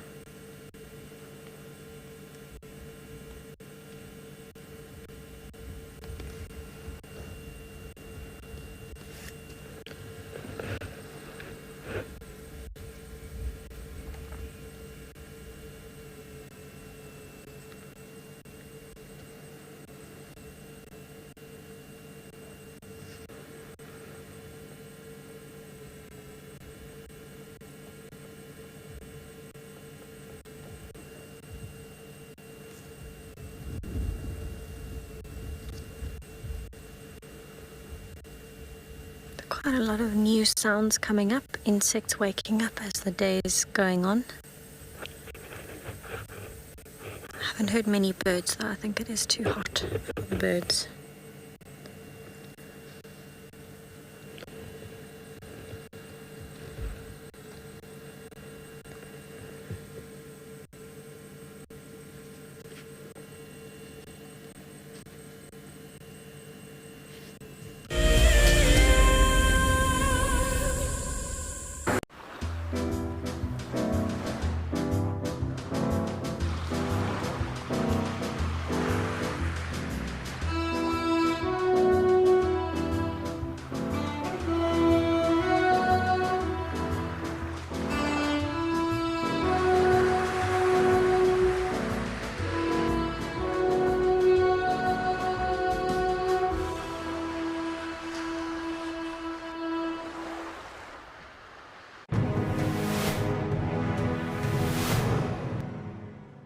We had a very exciting start to our morning this morning. Today, it's our guided sunrise safari with Mike, and we started by looking at the moon through a telescope, which was incredible.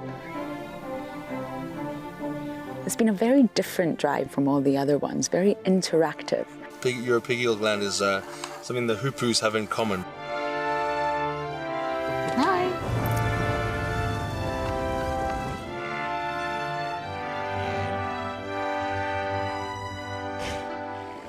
This morning's drive with Mike was thoroughly enjoyable. He really engaged us, but we also did some birding, and I managed to add a few new birds onto my list. Overall, every single experience with all the competitors has been really incredible, but it's up to the judges now.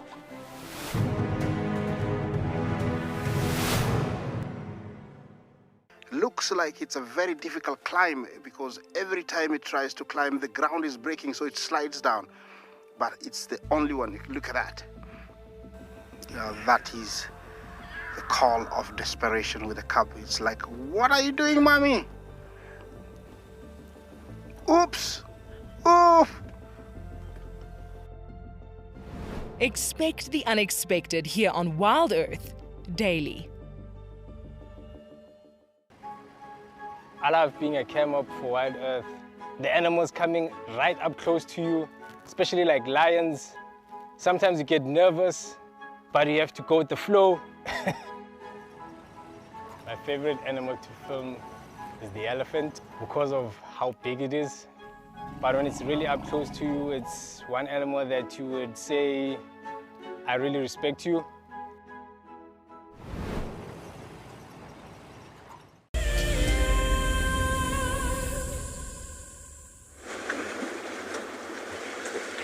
We have found something slightly different to take a look at over here in Cape Town. We are still very much on the shoreline, very much looking at a close-up of this granite boulder.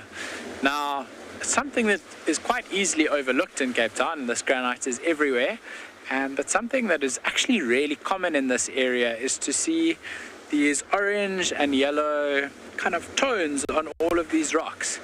And although at first glance you kind of overlook that, if you take a much closer look, you can really see some beautiful intricate details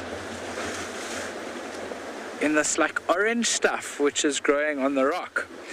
Now, we commonly find it growing in quite like harsh conditions. So you'll find that where we are on the coastline, I mean, I'm 5 steps away from the sea and from splashing water here, you're not going to find really any other terrestrial plants growing in this space. It's very, very salty, and for the most part, plants that live on land don't like salt. And that's what's really interesting about this. And this orange colored stuff is a lichen.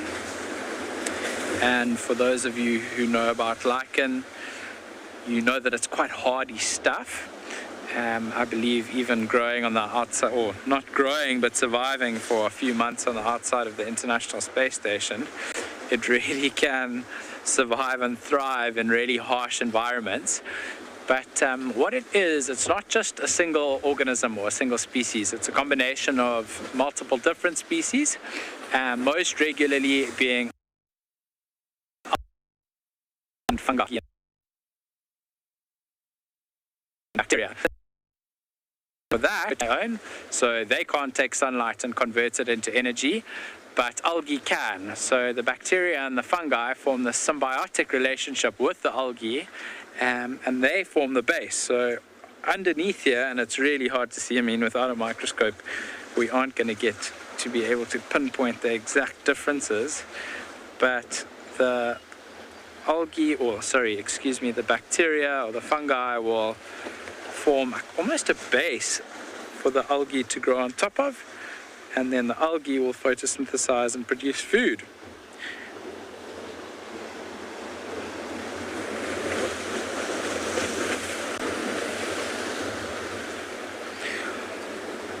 Yeah, Forrest, that is quite right. I mean, the seaside is probably, I mean, it's not probably, it is my favorite space to be in and to be exploring. And I just love looking at all these small little intricate details that are so easily overlooked, but so fascinating when you get into them and you start to understand what's going on. And if you are in Cape Town and you get an opportunity to see this, and look at these granite boulders, which are usually white,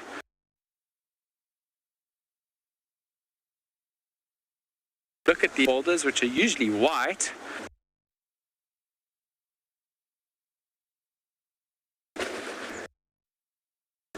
the interesting thing about this lichen is the color that it takes on. So you'll see, if you look quite closely, there's 2 distinct variations in color. So we've got a much more deep, rich orange color, and then there's a much lighter yellow color.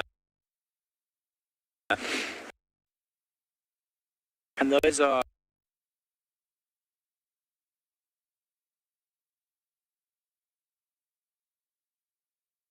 colour, light they get, and how often they get wet.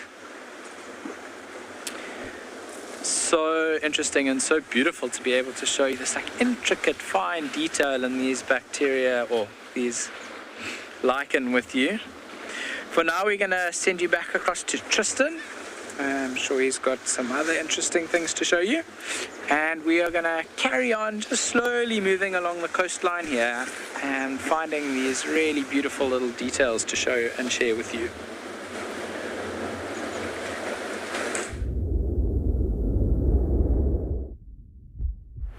Well, we are still on the dam cam, obviously, not going anywhere. We've got a herd of wildebeest that has come in.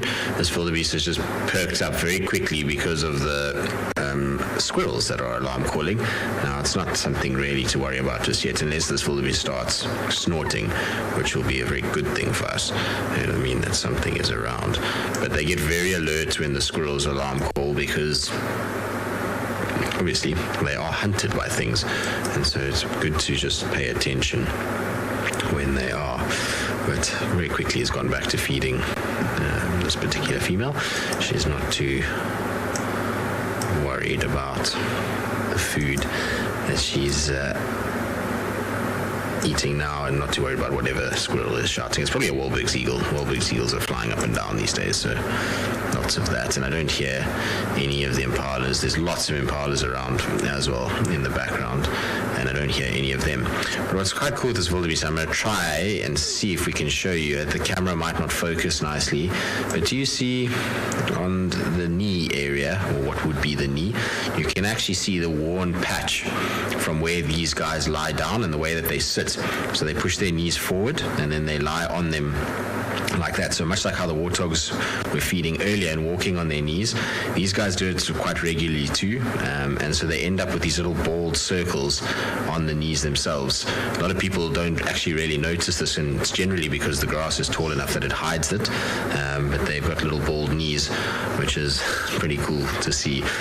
It's like I say, you really only see it on wildebeest, and then the warthogs, well, they don't have fur, so it's not as noticeable with them.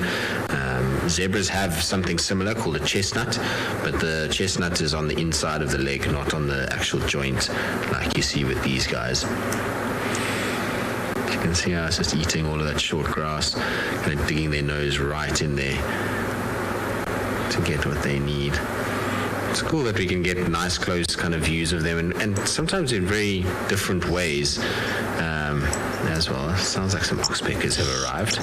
There's one on that wildebeest, but the camera here is, I mean, the microphone is very sensitive, so the oxpeckers should be in the direction of the microphone. I'm just checking if there's nothing underneath the camera, because sometimes we get animals that come and sit underneath.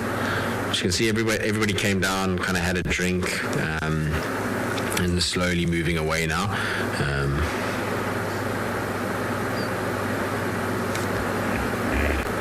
Hippo calling. But there go the impalas. The rest of the herd is moving up back to quarantine.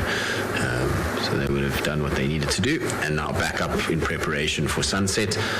They know that predators can be active obviously at night, so try and go into the most open clearings as possible and away from water points where they can potentially be caught. So they'll head up the slope towards the top trees at the back there, and that's where quarantine clearing starts again on the other side of the owner's house, and kind of in between Tumbeto. So Tumbeto's on the left side and Yuri's house on the right, and so they kind of cross through the corridor between them to get to quarantine itself.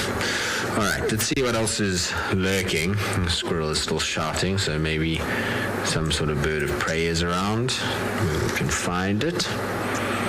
No, nothing there. Let's check.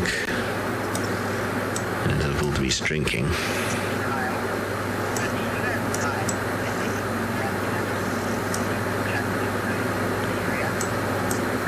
Kyle, no. So we as guides don't come onto the dam cam and use it to track animals or any predators in the area, but we are fortunate in that there's a number of people that out there that have volunteered as zoomies, which means they control the camera, and so they'll move the camera around, and if any of you guys that watch the show, that watch the dam cam, see things, then you're always very kind and tag us and tell us about it, and it allows us to then see that a predator was there. So like, for example, that leopard last night, a lot of you let us know, as well as we have Karen, who kind of heads up the zoomies, and she sends us a message every morning on drive, or before drive starts, to say what's come down to the dam. And then from there, it's a direction thing, so it's like, oh, there was a leopard drinking, and it went in the direction from Fubu Road, which is this road that's running parallel with the dam in the direction we're looking now. And then the road at that big tree, which I'll zoom into now, so that tree in the background there, basically there, as the dam wall ends, this road splits into two. So the road going to the left, there's some dwarf mongoose running there, going to the left is Mvubu, the road going to the right is Central. So somebody will just say it went down those roads, or it went behind the dam wall, or it went up past the lodge, or up towards quarantine clearings. And then, we try and find the tracks from there, or the animal itself. But back in the day when, Hosanna was around, it was like everybody was letting us know where he was, and it made finding him that much easier. So it's very, very much appreciated. But we, as guides ourselves, don't actually do it. There's a lot of people that enjoy operating the camera, so we don't take that away from them. Plus, it's actually a lot more work than it looks like. You've got a big sphere of area that you're trying to search, and you've got to zoom in, out, all these kinds of things. There's color issues sometimes, like now, for some reason everything has gone a weird orange color. So it really just depends on the person, and some people really do enjoy it. I personally find it to be quite a exhausting exercise. It feels like you're just constantly having to look everywhere. So we're very, very grateful that we have people that help us. It's a nice tool to have. It would actually be very cool if we had one at every dam, because it would very much help with finding animals. It's amazing how often this thing catches things that no one even knew about, and you go there and you can't even find the track sometimes. So it's pretty interesting little piece of equipment, and considering how far it's kind of ranges and it can see at night, it's an amazing piece of equipment. But it's going all quiet now. You can see everything kind of came at once. So there was elephant, wildebeest, impalas all here, and everybody's just distributed away again. And it's become pretty dry from a content point of view. You can still hear the odd oxpecker and around, and as well as the hippo every now and then, but it's not exactly flourishing with animals now.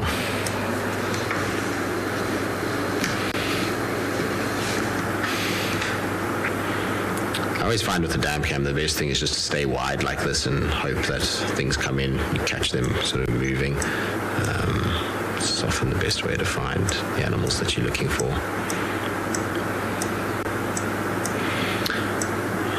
Try to see if we can watch these wildebeest a little bit longer. They're kind of going behind a little part of the tree, so it's not easy to actually focus on them.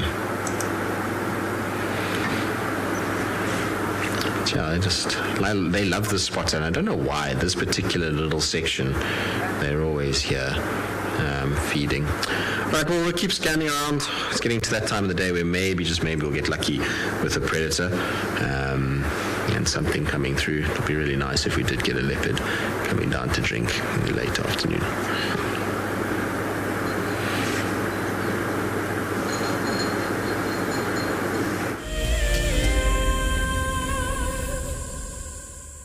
Welcome back on Bushwalk. We're still at the dam. We had a short little walk and then came back to see if there's anything drinking. Not much going on at the moment, but let's be dead quiet over here where we're sitting in the shade and hope that something is going to come in. And meanwhile, let's just enjoy the peace and tranquility.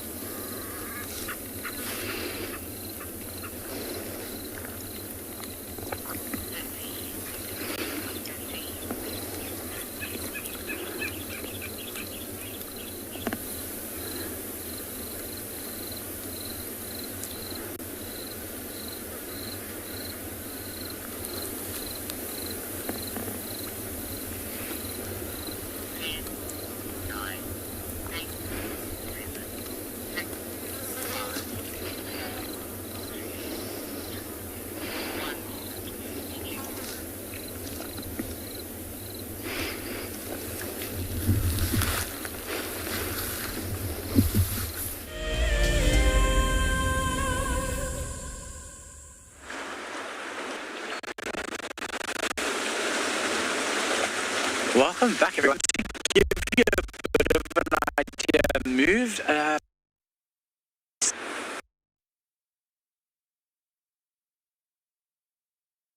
Where we is really we've got Lichen, very same type, but if you look really closely all around here, you'll see other colors now.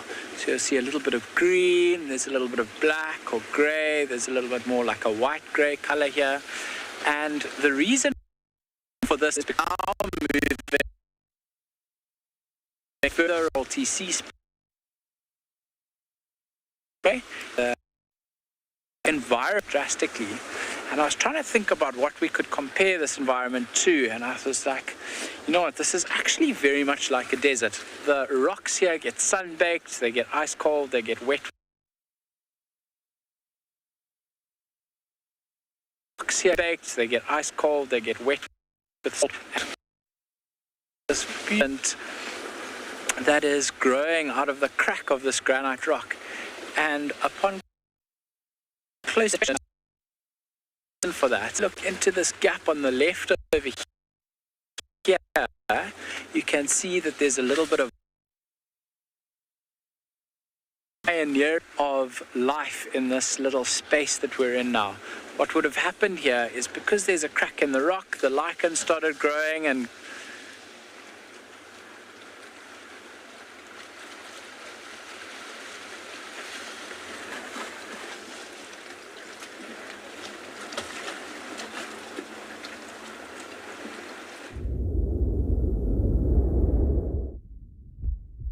So Simone has been really excited to find a leopard, and we have managed to find Maribs.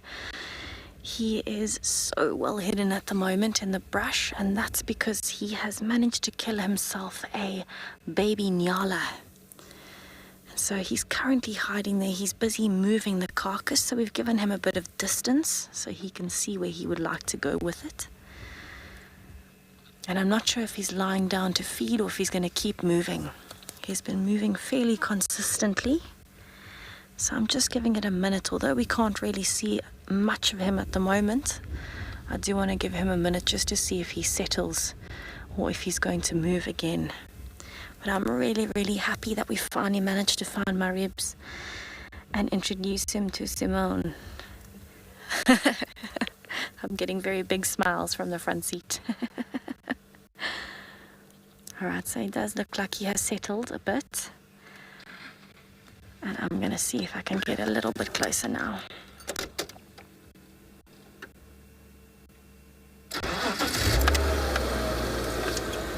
Alright, so it is quite thick here, so I'm taking it nice and slow. See, there's a lot of decent areas where he could hide this carcass if he decides to move it further. I'm not actually quite sure yet where he is going to want to hide it. Right, so I'm only going to go over tree.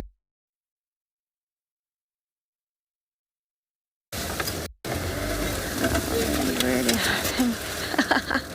Simone's found him. Right, I'm going to try and get you an angle where we can see him.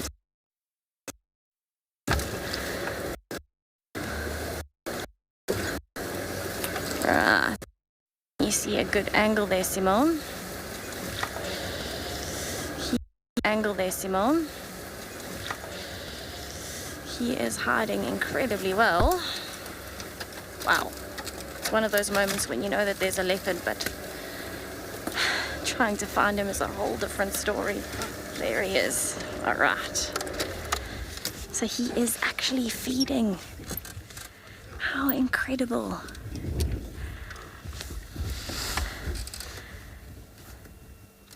Take a video with your phone. Oh, there he is. This has made my weekend. I am so happy. Oh, listen to that chewing. It's incredible.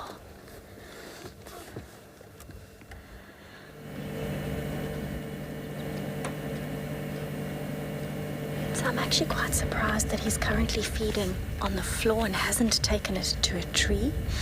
maybe because it is so small, he knows that it's not worth dragging up a tree just yet. Maybe he wants to get as much in as he can and then stash it later if there's still some left over. We are incredibly lucky because it is so hot. I don't think there are many other predators moving, and so I'm sure he knows that as well. Have a look at those teeth.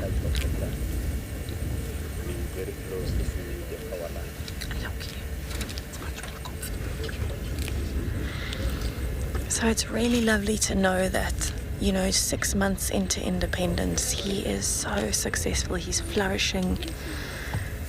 He is making kills, and he's clearly doing well enough, because if he can do that during the day, that is really just mind-blowing.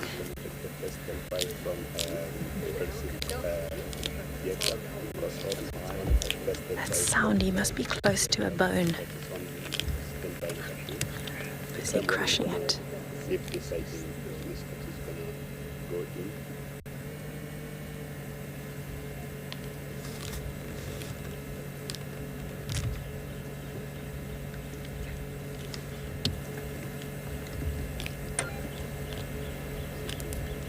Yeah, go Bellied.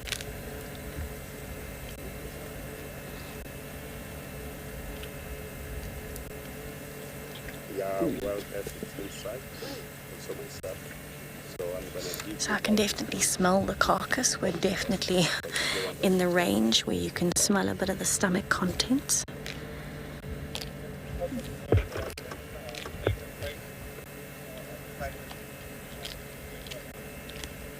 So it's definitely still quite a fresh carcass.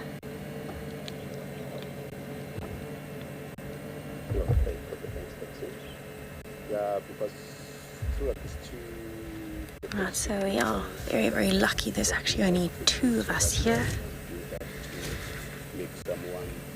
And I think all of us are equally as blown away that we're getting to sit and watch a leopard eat on the ground.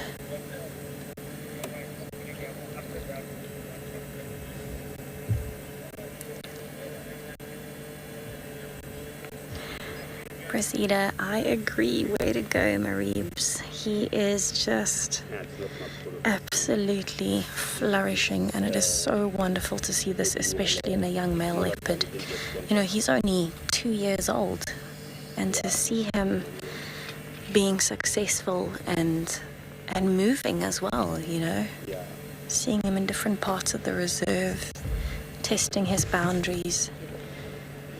I'm just so happy that he found himself some food, and he seems to be more than comfortable in the tiniest little patch of shade there is behind that grass tuft.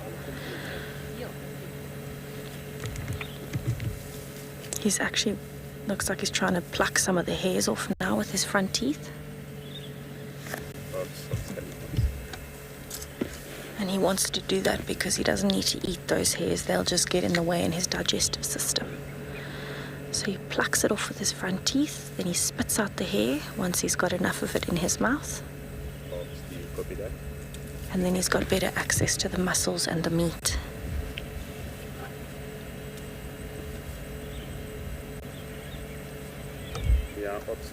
Oh, I love those fluffy ears. Furniture, as James would call it.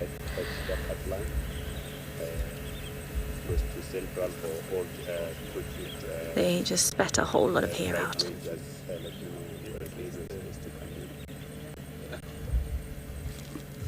Oh, look at those eyes in the sun. Oh my goodness, he's beautiful.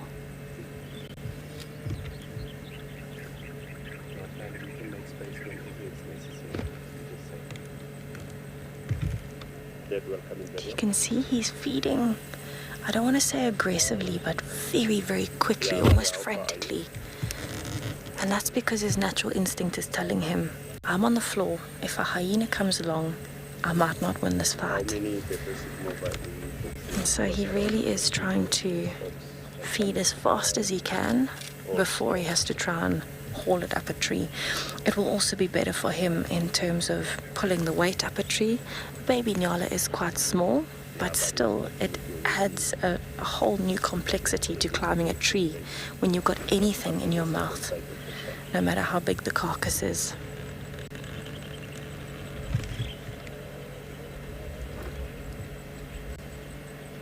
No, it's too mobile from Djuma for now. I'm actually very surprised that he is active and eating and moving around in the heat that we have at the moment. It's definitely still well over 30, 35 degrees Celsius, somewhere there.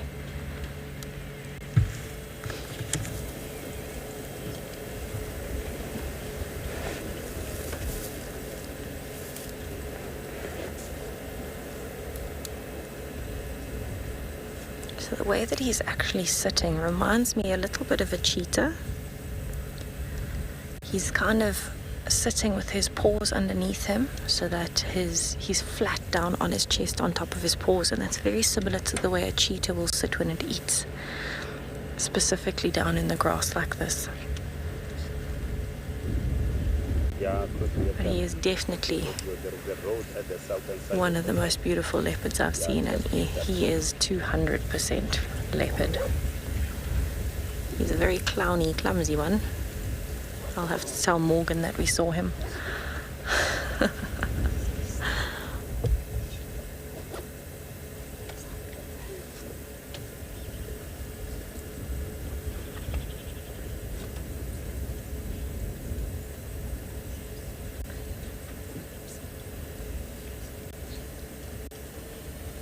Right, but I'm definitely going to spend as much time as I can with Mareeps this afternoon and just see how his afternoon progresses.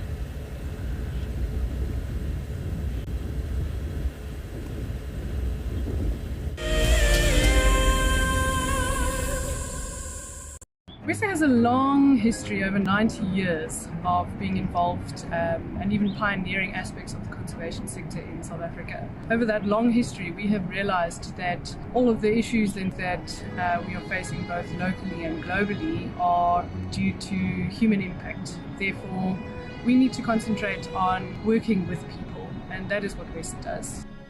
What makes me passionate about the work that we do at WESA, and in particular the work that I engage in, is actually connecting with people. Currently the work that I'm working on is working with youth in a skills development program, and just to meet the youth and to hear their stories and to bring them opportunities that we hope will have some impact on their lives really, really fuels me to get up every morning. A huge shout out to the women that I work with, as well as to all the women that are contributing hugely within the environmental sector, both in South Africa and in the world.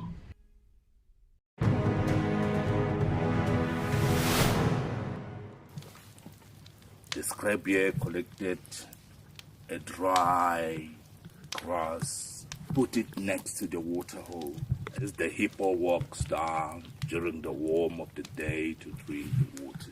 When the hippo arrives, he saw quite a very nice grass, an area not to resist to rest. And when the hippo went down to drink the water, and when he finished the water, he just lied down on the grass. And then, that was the opportunity of the scrappy. You know what? Today is my day to pay the revenge.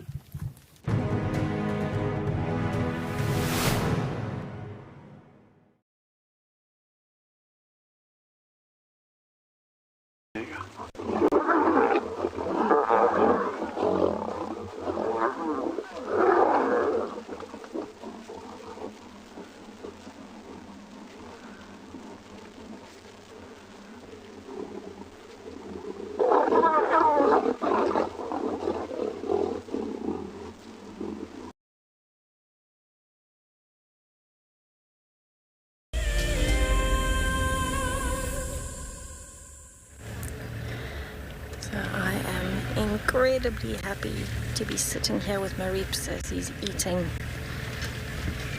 He's actually done quite a fair bit of feeding at the moment. He hasn't given it a break yet, and I think he knows he needs to eat as much as he can. before any other predators come. It is now getting to that tipping point. We are getting to a hot enough temperature that it's about to start cooling down anyway from now, 4:30 onwards.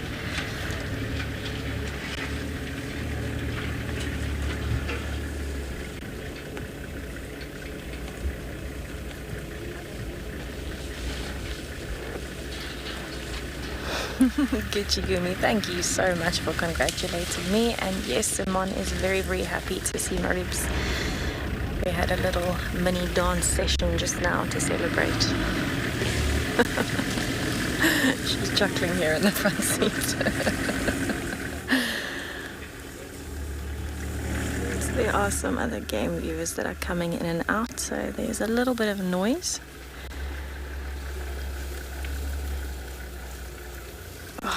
He is so beautiful. Have a look at how red his muzzle is when he picks it up like that. Definitely kind of just looking around to make sure of his surroundings at this point.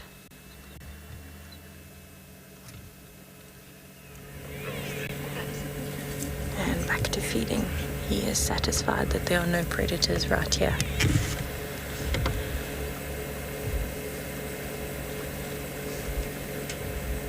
So this has definitely made my weekend. I was really, really hoping we would get to see him, but I wasn't sure if we would actually find him.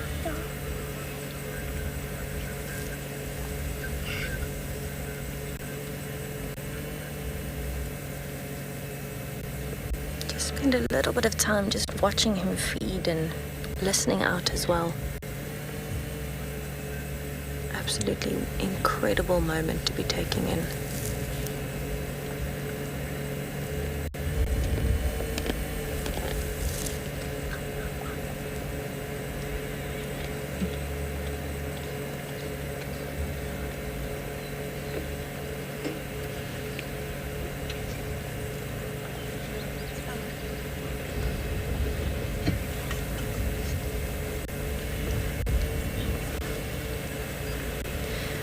Gerald, I think you're asking which part my ribs is eating first. Sorry, the communication broke up a little bit there. So my ribs would probably start with the rump and the stomach. So opening the gut section, eating what he needs to from the organs, and the rump around the tail where there's a lot of really nice juicy meat. So that's the part that he would focus on. At the moment he seems to be feeding around the stomach section. I can definitely smell that he is moving some of the organs around. Every now and then we're getting quite a strong smell of the intestines.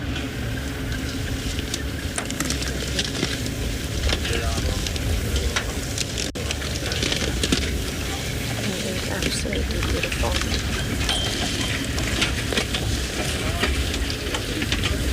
You'll see he's moving when there is surrounding noise. When there isn't surrounding noise, then he naturally goes back to feeding. And this is a very normal reaction for any animal. If there's noise that covers up or can hinder the sounds of other predators, then they pay more close attention. Actually amazing, when he stands like that, you can almost barely see the carcass.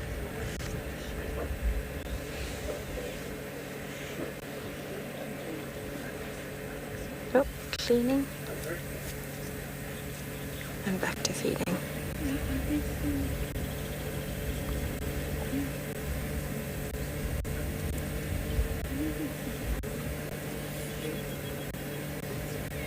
So he's taking very small bites at the moment. I don't know if you've noticed that, but watch the frequency of his bites. They're very short, sharp bites, so very likely he's chewing on a... And now they're bigger, chewing on a section that's maybe a little bit more chewy, and so he's trying his very best to slice through it quickly.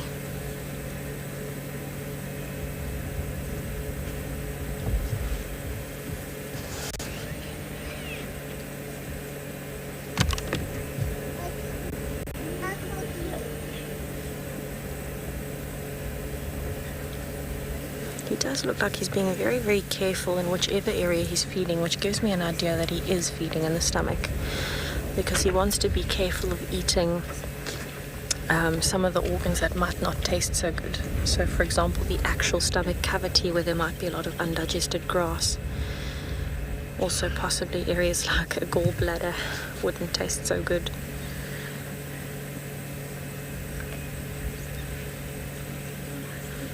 So you'll probably find he's being selective about the parts that he's eating.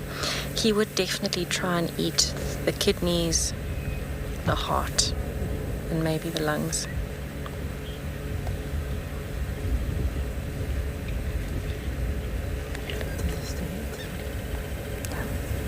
Alright, so while we watch him continuing with his feed, let's have a look at a new show that is coming soon to WildEarth about penguins.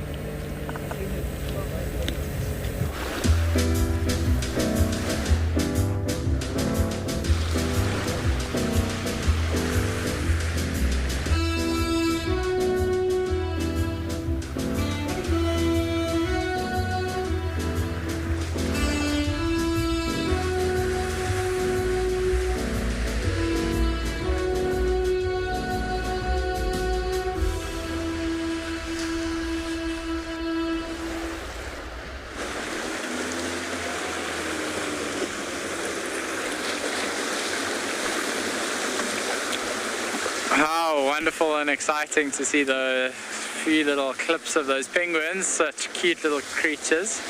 And another part of the show that we're working really hard to bring you here from Cape Town.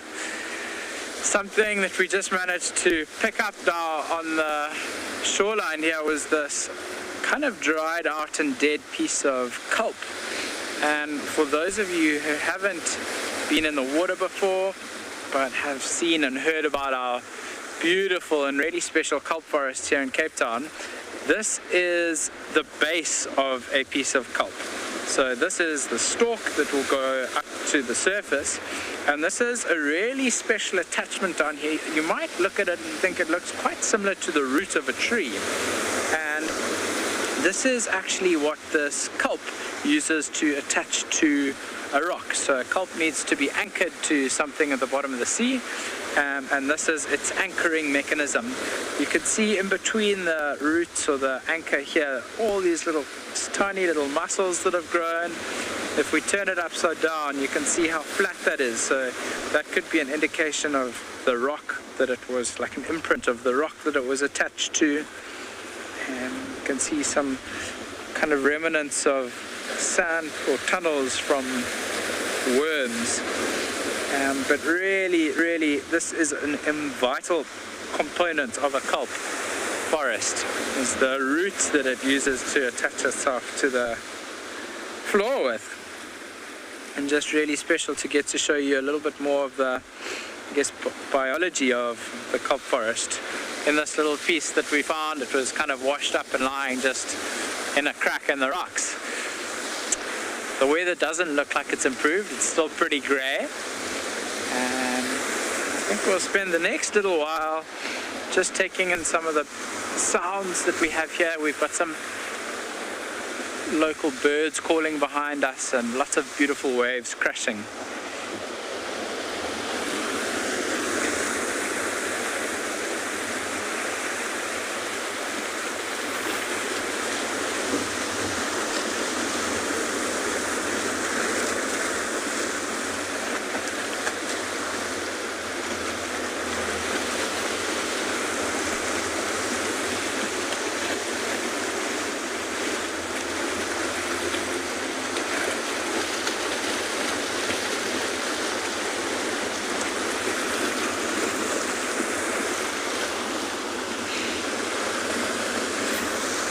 I hear that we have a question coming through, but I couldn't quite catch exactly what it was.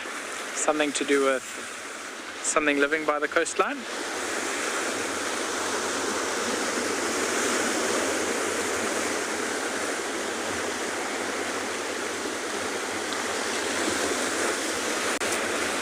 Ian, that's a really interesting question.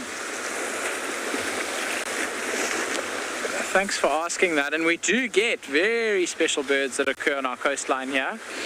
and we are on the shoreline here, so we kind of at a fringe. We are at the exact point where the land, and if you know Cape Town, the fynbos vegetation meets the coast. We get this kind of rocky intertidal area, which is where we are right here, right now. It's the scenes that we've been looking at in front of us. And then we start going out to sea. So we get the aquatic seabirds that use the inshore area, birds like that crowned cormorant we saw. We get heartlibs and kelp gulls that use this zone a lot. And often when it gets really stormy and the weather gets really bad, we'll see even sometimes some of the pelagic birds along the stretch of coastline. Birds like Cape gannets, petrels, things like that that normally exist further out to sea. And then with the mountain, I mean, we are really at the base of the Apostles of Table Mountain behind us here. We get all the fynbos birds as well. So you can see we are maybe 20 meters away from fynbos. And that means that we get all the really special fynbos endemic birds that will also be not using the area where we are right now, but almost visible from this area. So birds like the orange-breasted sunbird, Cape robin chat, just to name a couple. But a really, really unique space, this.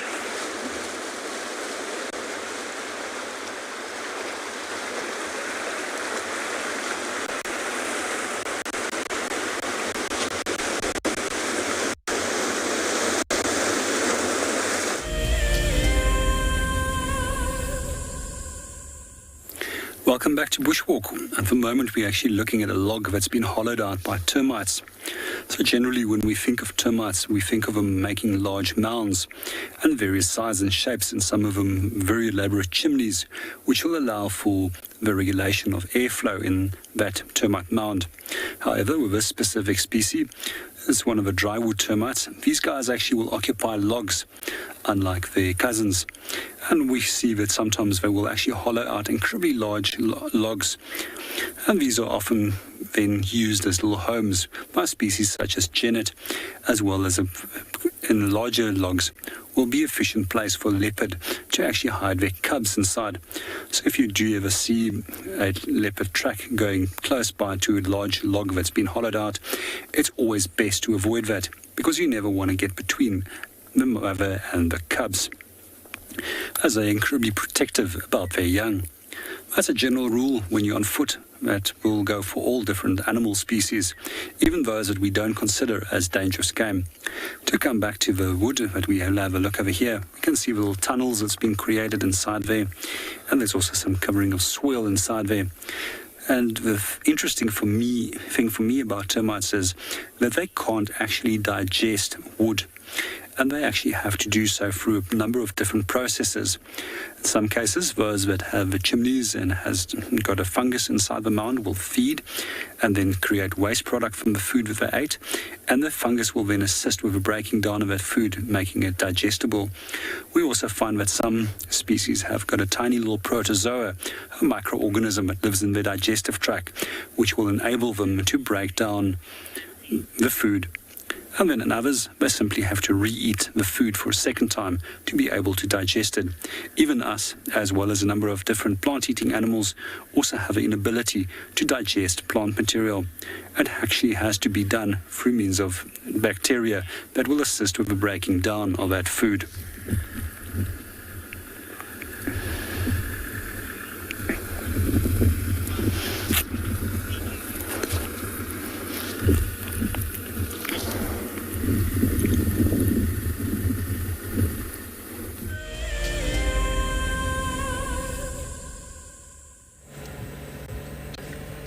So I'm still sitting with my reeps. He is still feeding. He's found himself a slightly more shaded spot. And we are actually just south of Torchwood Camp in Torchwood. So very close to Leadwood Dam. We're just south of the dam and south of the camp. And in distance, probably about 70 meters from the boundary of the camp itself. So he was in this area for the last few days. Unfortunately, he was proving very, very difficult to find. He kept sticking to the drainage lines under a place called First Rock, which is that big rock outcrop near Leadwood Dam. So it seems as though maybe he has been hanging around the drainage line and has now come up and managed to kill something. If he had killed this Ngala in the drainage line, he actually would have hoisted the carcass there. We are further from the drainage line than from camp at the moment, and I believe he actually killed this Ngala in camp or on the boundary. It has moved it further away.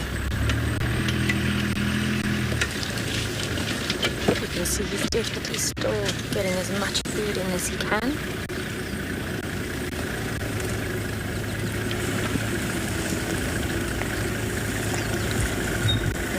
Is making sure that he is cleaning himself in between as well. He keeps making sure that he doesn't have any blood all over him.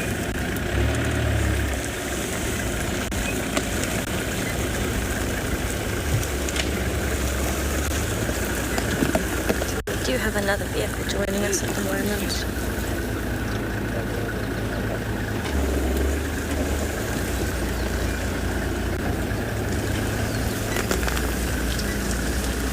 So you can see he is listening to the sounds and seeing the movement.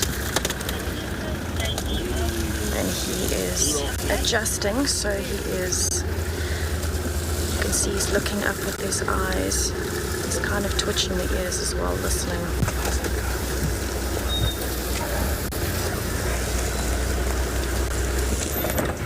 Alright, so he's definitely having a very, very good meal at the moment. You can see a lot of the teeth are showing while he's chewing.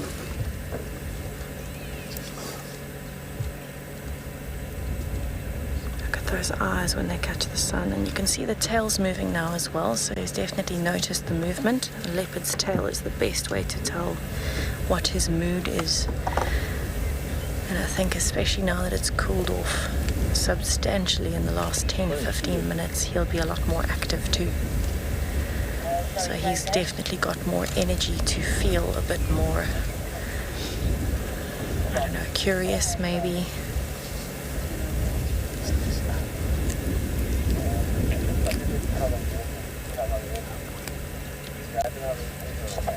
So he's actually eaten quite a lot of this carcass while we've been here.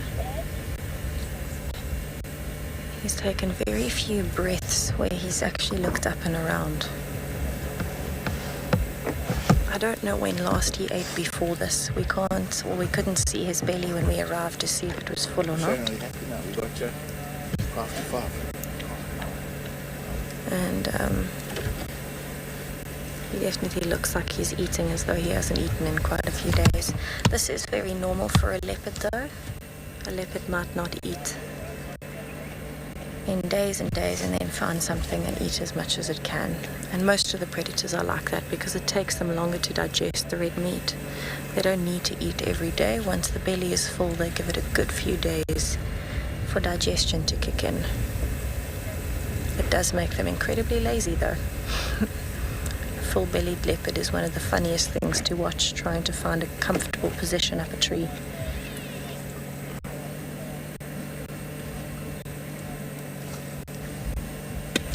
It looks like he's trying to get a bit of the hair off again, gripping it with his front teeth.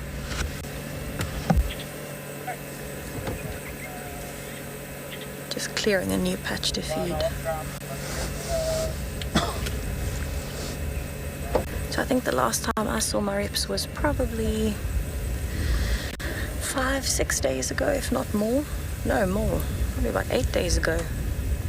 I know he's been around the area, but I haven't been lucky enough to see him. He's been hiding from us. But I'm very, very happy that I get to see him again. He reminds me so much of the Makoti male at andBeyond in Ngala.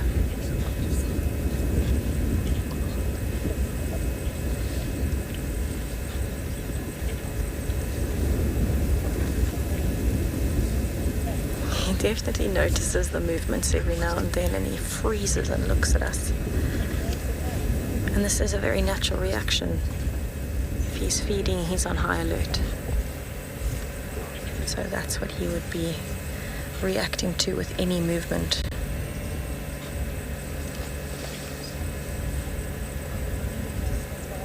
So you can see the light is actually dropping quite a lot. The sun has set quite a bit, so he's in a decent amount of shade.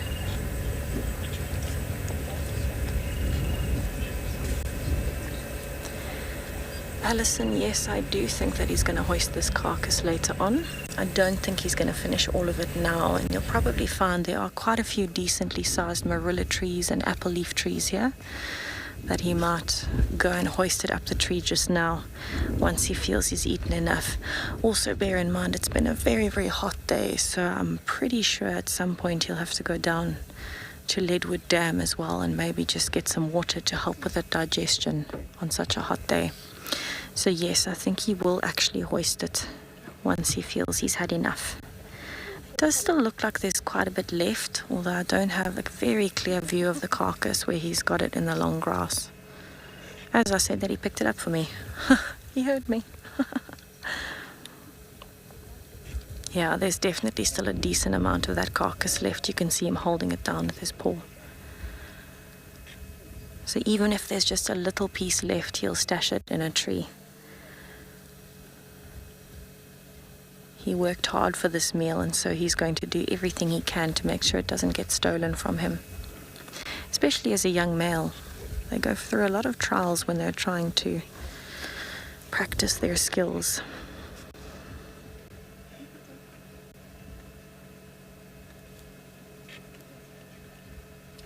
You can see how heavily he's panting when he stands. So he's already starting to heat up quite a lot now that he's eating a lot of red meat. There you can see most of the carcass is still left. Alright, so he's very likely, there's a massive termite mound behind me, so you might see the back of the vehicle soon while Paul tries to get him in. He's very likely going either to the termite mound or to a taller tree, but I'm hoping he's going to feed on the termite mound.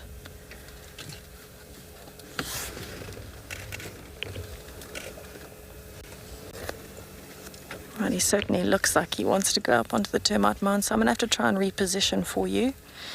There's still at least half of this carcass left, and he's carrying it very, very slowly towards the termite mound, so I'm going to have to try and move for you. See if we can get him back in the shot.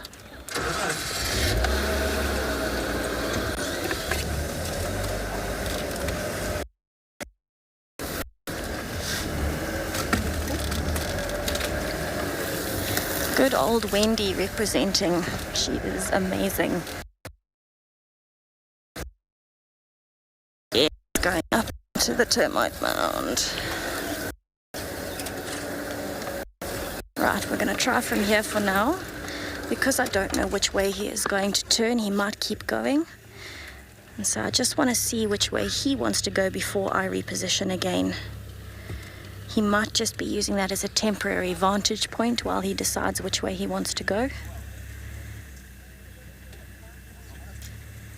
And he might actually be scanning for a nice big tree to hoist it in.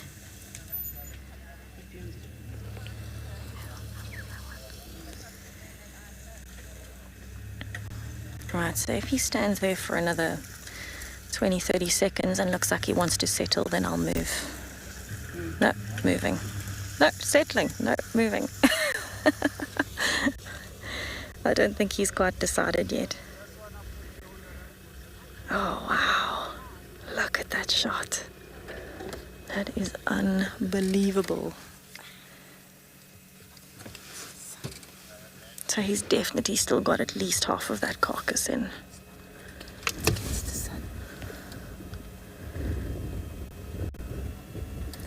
Alright. He's actually moving in the opposite direction of the biggest tree here, which I'm quite shocked about.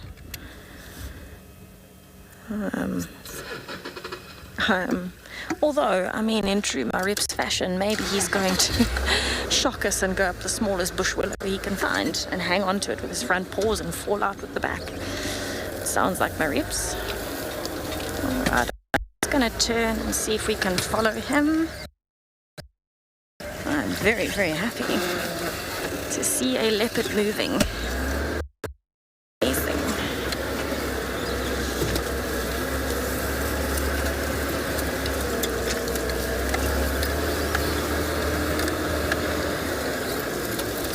Alright, so I'm gonna try and get you into a better spot for him. He looks like he wants to stash it somewhere.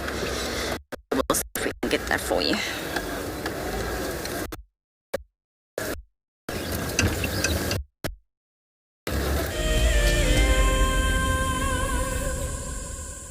Here we are. We are on an expedition. This is the expeditionary force. Behind me, we have seen Tlalamba. We are very excited.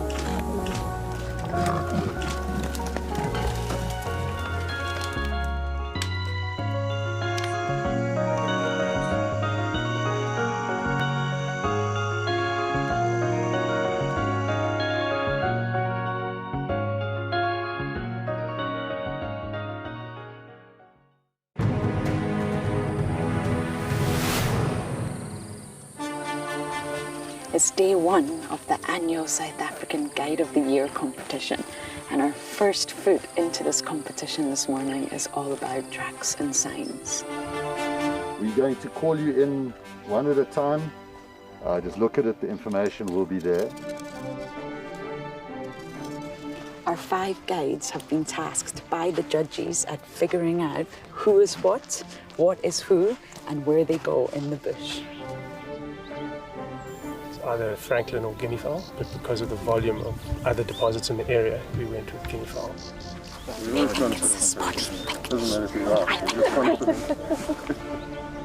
Detailing the surrounding that you need to look out for tracks.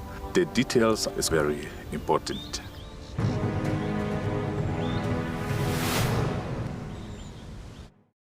I've seen something I've never seen here before.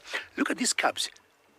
One is crossing the river. It's being washed away, unfortunately, but I'm sure the mother is going to save her. Look at that. How beautiful. Look at that. One crossing, 2 to go.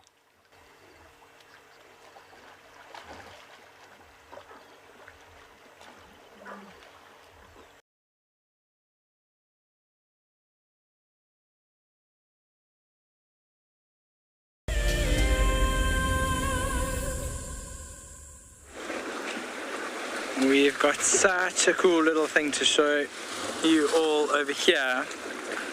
We've found this crab who is busy doing a little bit of gardening and feeding on this kelp, or I should say seaweed rather, that's growing on this rock. We were just watching, as we've been here this afternoon, we've been watching the tide coming in and out, and we were just talking about how interesting and how best to show the story. And in this little crack in the rock here where the water's, you can see washing in and out, this crab we just noticed was moving up and down the rock and feeding on this seaweed that is slowly being covered by the incoming tide.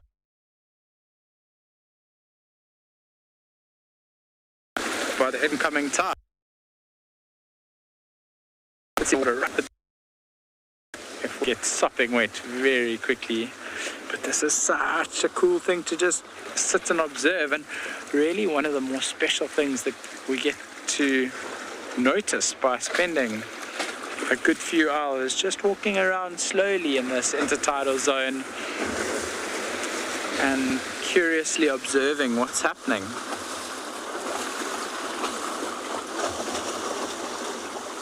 So this crab is just using its front pincers there to grab and pull seaweed off the rock.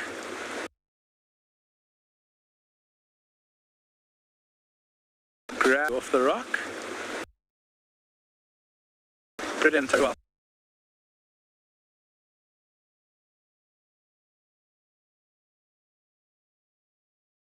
sticking out the front of its carapace there, close to where those front pincers join the shell.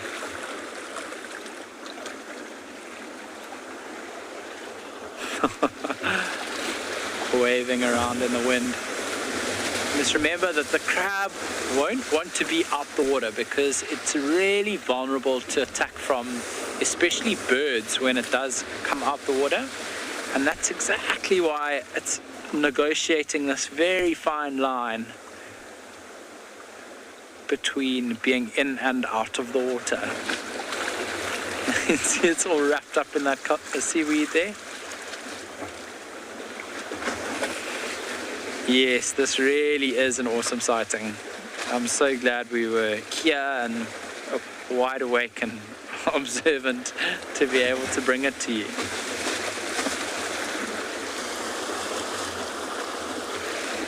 See, the tide is really pushing in now. But this crab is, you can imagine at low tide, if the crab is wanting to stay on that edge and fringe of the water, covered in seaweed, then the seaweed's out of reach until the tide comes in again like it is now, and suddenly there's a whole new food source available to it.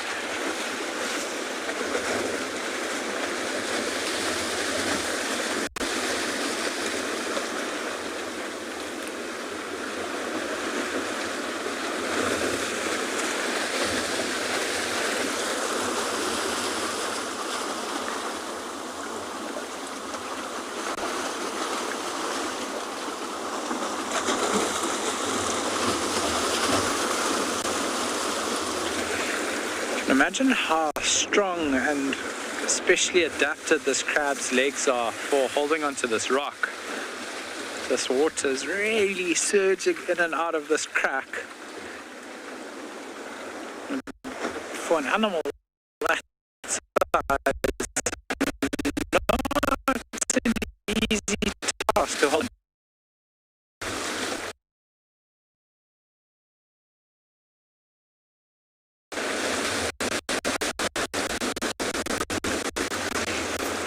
Actually looks like the crab's trying to grab it.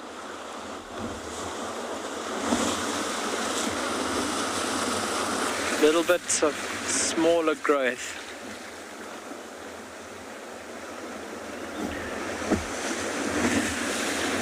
This has been a wonderful afternoon that we've got to spend with you. We are going to move off now and we'll be joining you again tomorrow. But Tessa is going to stay with you. She has a leopard, and it's been really, really a pleasure spending this afternoon showing you all these cool little things in the intertidal zone. Yeah, Cozy Bay.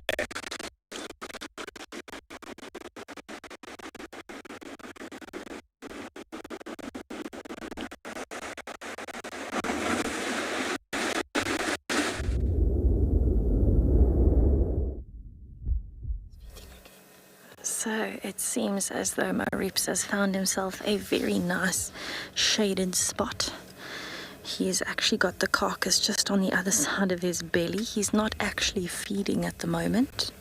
He just seems to be lying next to it. Every now and then he goes flat down onto the floor for a little rest. And then he pops back up to have a look around again. So it's definitely the bottom half of the carcass is completely gone. So I'm hoping that he has fed on that. The top half is still what's left kind of from the rib cage upwards. And so he's definitely had quite a meal. You can see that belly from here. It's not full, but it's definitely rounded. And so I'm sure for now he might take a break from feeding and then only feed again a little bit later. He sounds like, or he seems like he's going to have a snooze and then probably stash it. If you ask me, he is asking for a little bit of trouble by keeping the carcass on the floor instead of hoisting it. But it is quite a dense area where he is, so he could possibly try and hide it under the dead tree behind him maybe. Although with a hyena's nose, it'll be a matter of seconds before a hyena... He's playing with it before a hyena finds it. So this is very typical behavior for a young male leopard. To play with the carcass once you're done feeding for a bit. Definitely still the mischievous side coming out.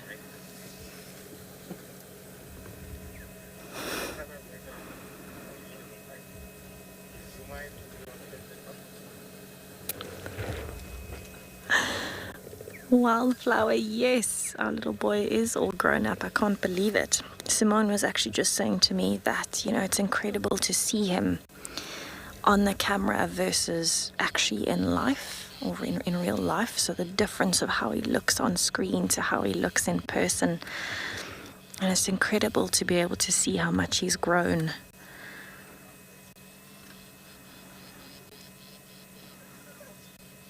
I don't know if he's feeding or just playing now. Oh, he's actually plucking hairs, that's what he's doing.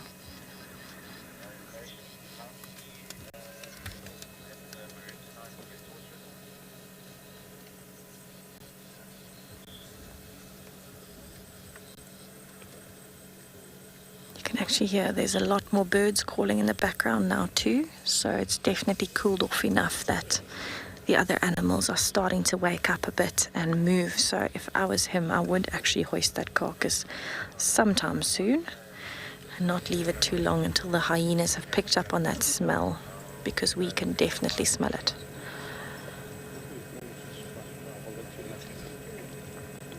And I'm pretty sure if I can smell it, a hyena's got a much better sense of smell than me. It wouldn't take long to figure out that there's a carcass here. From this angle, pretty much his best feature is really those hairy ears. Very, very characteristic for Marips.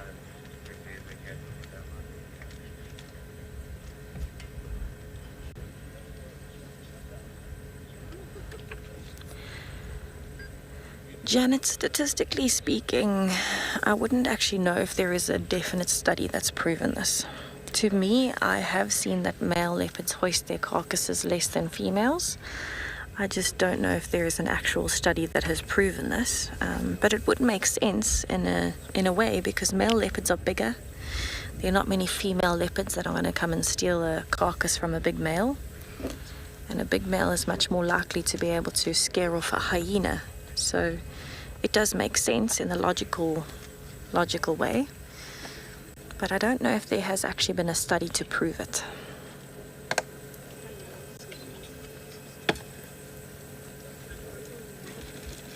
Oh, he might be choking on a bit of the hair there. He had a bit of a cough. Can't imagine anything worse than a fur ball from all of that hair that he's pulled off, because he is so good at plucking all those hairs. And then you can imagine he has to spit them out, and if he accidentally inhales, he would have quite the fur ball. So I don't know what he's seen or heard. He's actually looking off down towards the drainage line. Perhaps he can hear a hyena. I think he's trying to catch flies too.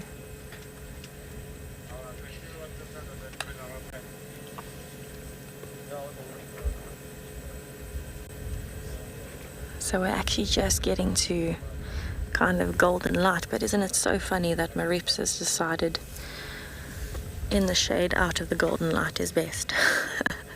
Very good for him on his play session.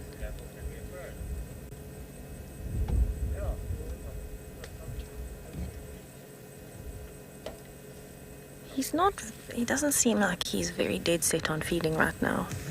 I think he's just doing that because the carcass is there. So he's a mixture of playing and then feeding because it's there, not because he's actually hungry anymore. Look at that belly, it's swaying with him.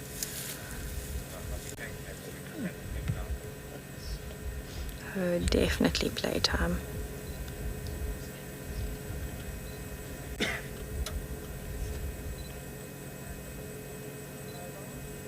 Okay, I definitely think I agree. From this angle, he has the hairiest ears I've ever seen on a leopard. I mean, I hadn't noticed exactly how long it was, but they're twice as long as his ears.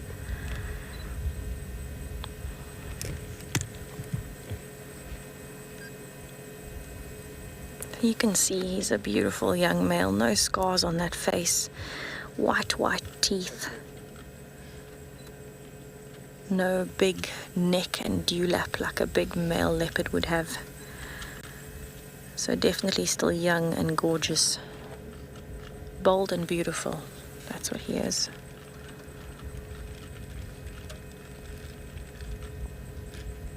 So he does keep looking off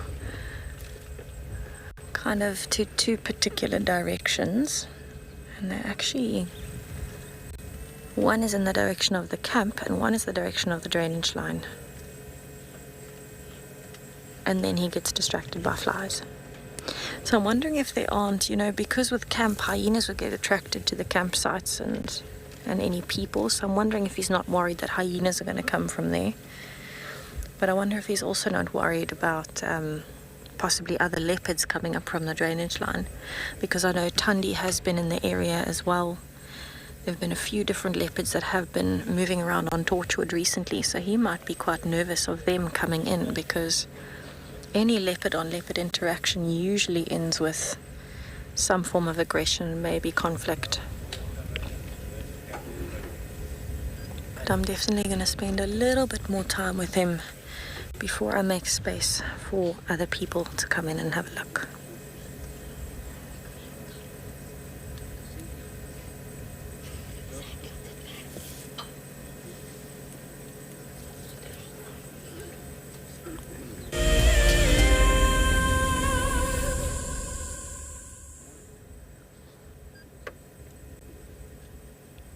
I think he's definitely got a little bit more energy now that it's cooled down. He's got that mischievous look about him. The only look that a young male leopard could have. You can see the tail is talking wonders there. That fluffy tip on the tail is one of the most entertaining and interesting parts of a leopard.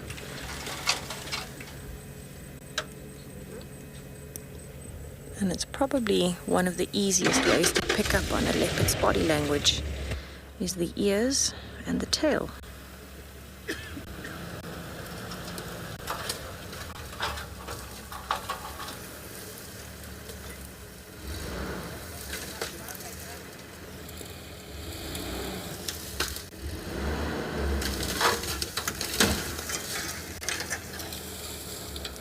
So he is hearing a little bit of noise from the vehicle that is moving, and that's quite normal for him to be watching that. He's definitely still more distracted by the flies though.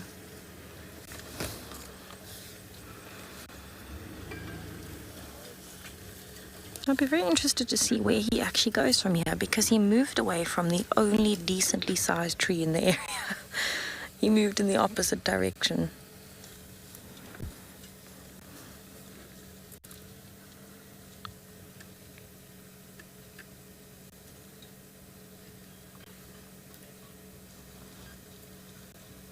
Have a look at those incredible teeth while he's panting and he turns to the side like that. Really shows you how big his canines are.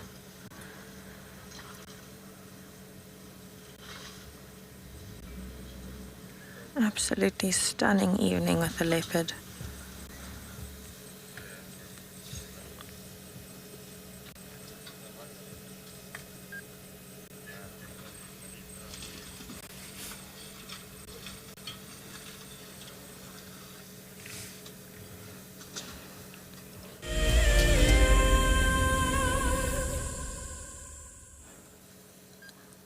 So he is definitely still feeling the playful attitude.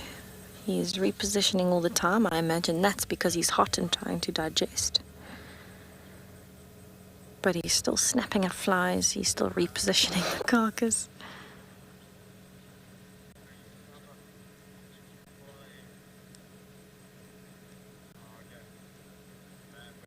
Definitely looks like he's having a good time. So the tip of that tail has not stopped moving in the last while, and so that shows me he's got energy.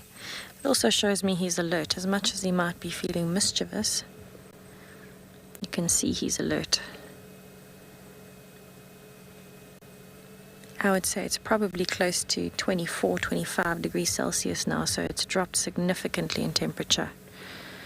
And so that is why he is a combination of mischievous and alert. He's got more energy now that it's cooled off, but he knows that other animals are also cooling off and starting to move, so he needs to be on high alert. I'd hate to see him lose this carcass after doing so well and getting a decent amount in.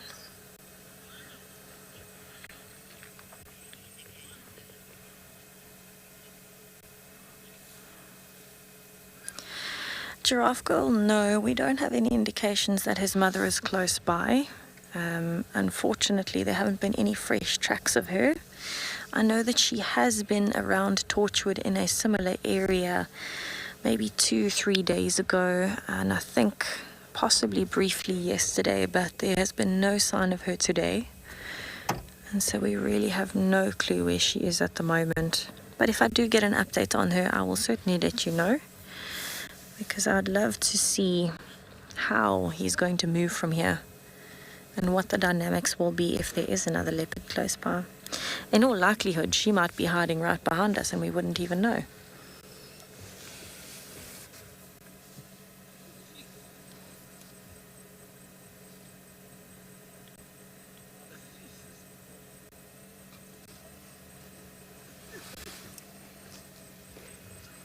You can see he's definitely alert towards the drainage line in particular. So the drainage line is down to his left there.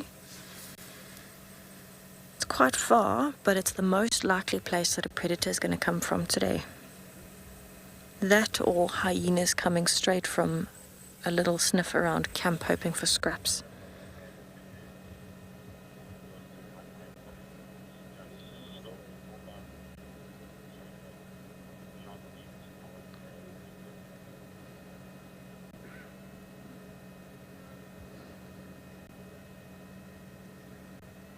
I actually haven't met Thandi yet, so I would be very interested to meet her. I know that she can be a little bit temperamental, or so I've heard.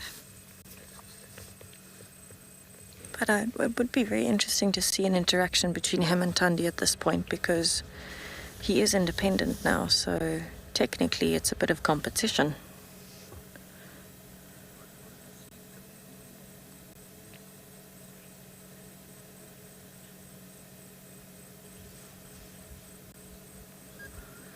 Alright, so while we watch him for a little bit longer as the light starts to fade, I'm going to send you over to Tristan, who's having a look around on dam cam.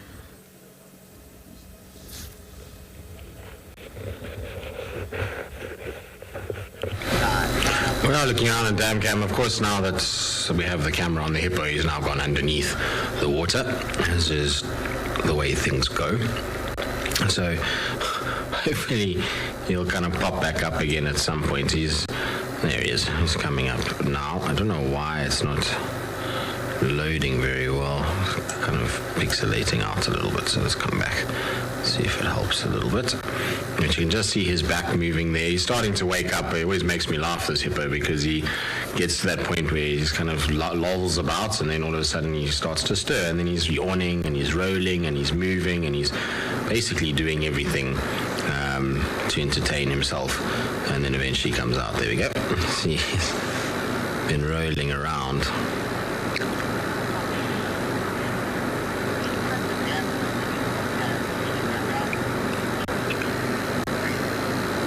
Great, so yeah, it does look like the dam water is dropping pretty quickly, and that's because if you look at it, we've had very hot temperatures with lots of wind.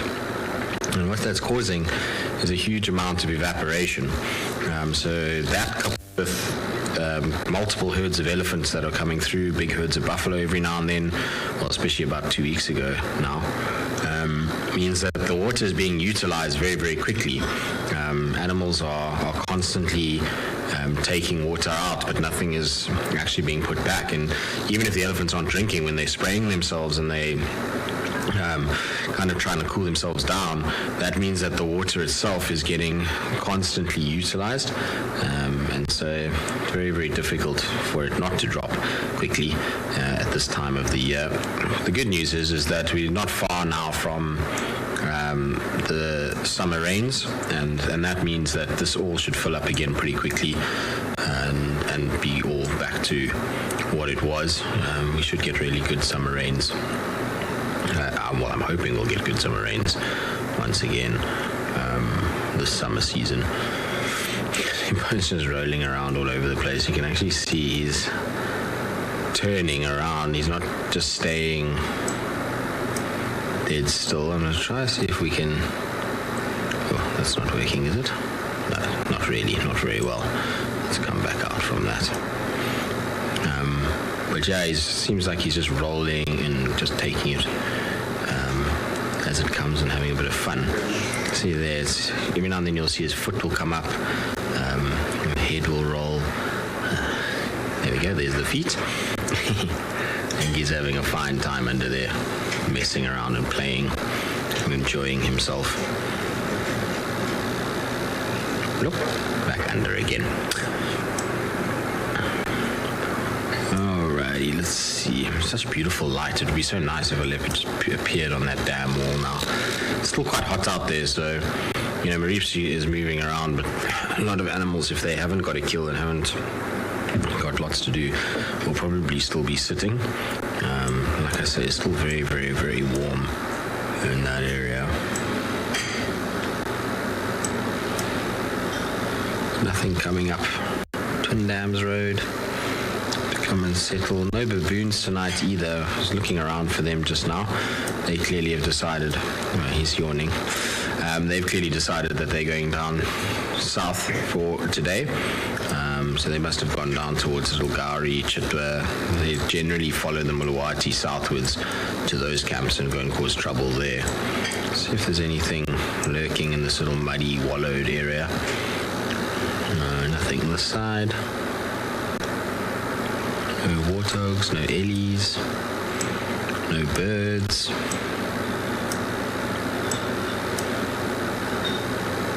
Just our hippo friend. Beautiful evening though out there. We had a little momentary power interruption here, so I took a step outside and it was very, very, very pretty out there. The light is beautiful and you can see it there on the bank, as well as the temperature is starting to cool down, so it's a nice time of the day. Nice with a little orange glow on the water.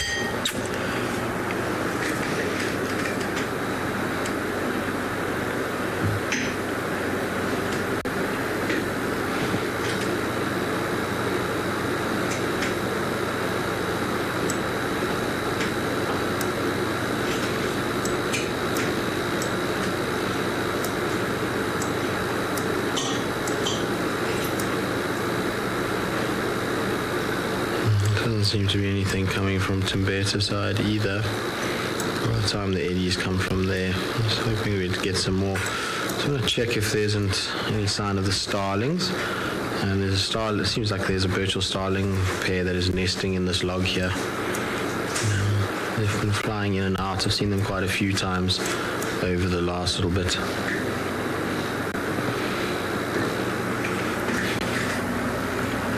Nothing there today. Kind of on the top right of this log.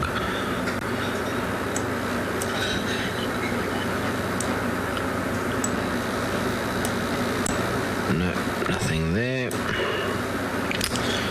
Alright, well, very quiet around the dam cam. And there our wildebeest are. They're still taking it easy. You can see the sun slowly setting now. Camera should adjust shortly with the light. You should be able to see things a lot better. As you can see, the whole herd is kind of just up and grazing. I'm surprised they're actually going in towards this more thick kind of area. I would have expected by now that they would have actually been on quarantine already. But, you know, such is life. Clearly This is the nutritious grass. All right, well, we'll sit and see what else comes down. There's not much else I can do. Hopefully, at some point, we'll get lucky with something moving in.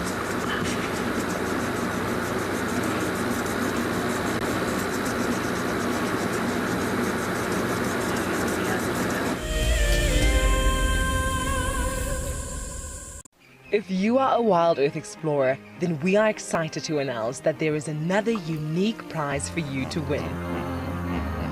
Sign up to be an explorer before the 16th of October 2021, and you and a friend could be heading off to an eco-training ranger experience. This 2-night opportunity offers a living and learning adventure where you will combine seeing incredible nature with gaining knowledge on how animals live in the wild. You will approach dangerous game on foot, learn how to track, do some 4x4 driving, and have an exclusive opportunity to join the WildEarth team behind the scenes on the live show. After each action-packed day, you will relax around the campfire and listen to the nighttime choir of animal sounds before you drift off to sleep. WildEarth explorers, it's in your nature.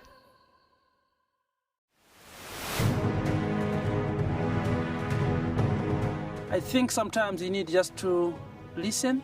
So it's a kind of taking out all that other spirit and bring back wilderness and healthy. Bushwalk and trek and sign. I'm sure I'm good at that. I spend most of my time on the ground since I was a young boy, so I think I'm good with that. Actually, I'm not much nervous of any category. Just take it as it is. Yeah.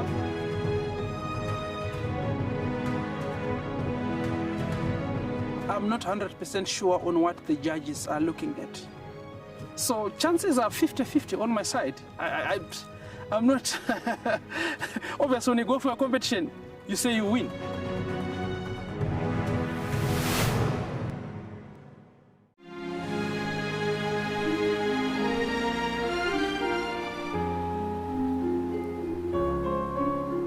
You are cheeky. That was a brave decision. Amber Eyes is... Oh.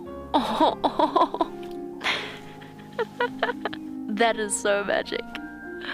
That was absolutely wonderful. Amber Eyes just gave that cub an enormous hug. Expect the unexpected here on WildEarth daily.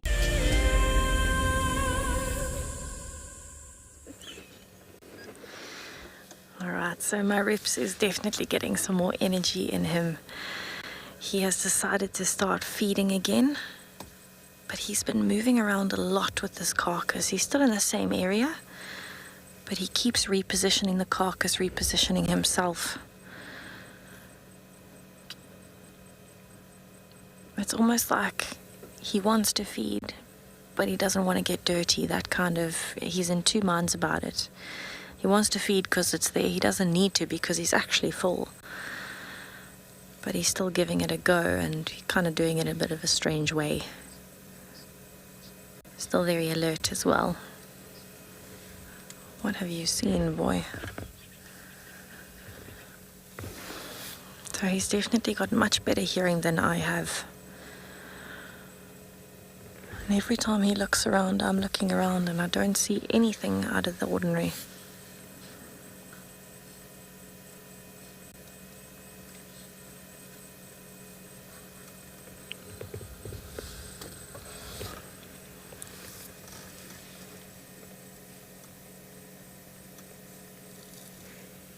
And down again to feed.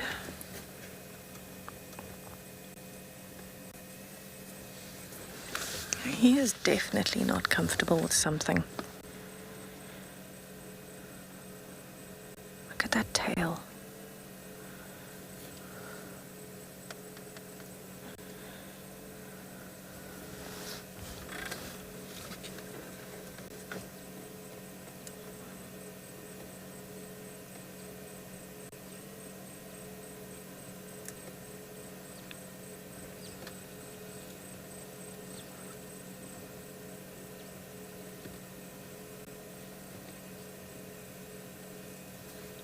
pausing with your mouth full. And he's definitely hearing something somewhere, because I don't know if he's looking for distractions because he's feeling mischievous, or if he's actually hearing something and keeps looking up to the side in between feeding. But he's definitely not focused enough on feeding if he was actually that hungry. I know that he needs to be alert, especially now the sun is setting. And so he definitely does need to be careful. And he probably knows a lot better than me if there is something coming. Maybe I'm sitting here thinking he's being incredibly cautious, but maybe he can actually hear or smell something I can't.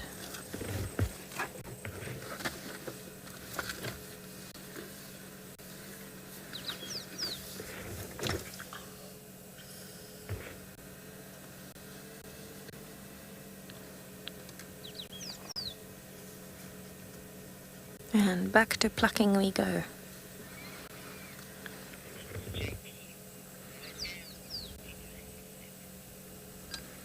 Alright, so I think I'm going to try and reposition a little bit for him, but I might actually have to leave him soon. So hopefully he manages to keep this carcass safe for the night. Why don't we head over and see what JP is up to at the dam.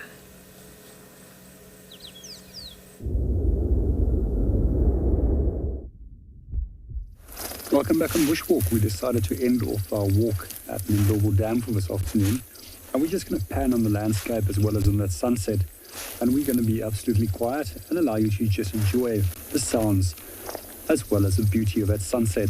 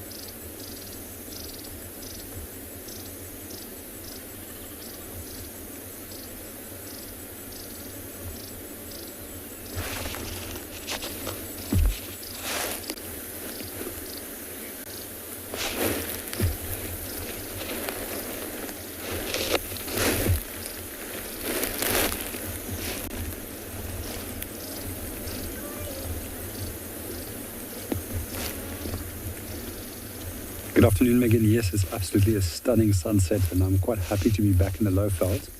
And I've had a few beautiful high veld sunsets lately, but nothing as spectacular as the ones that we can have in the low veld.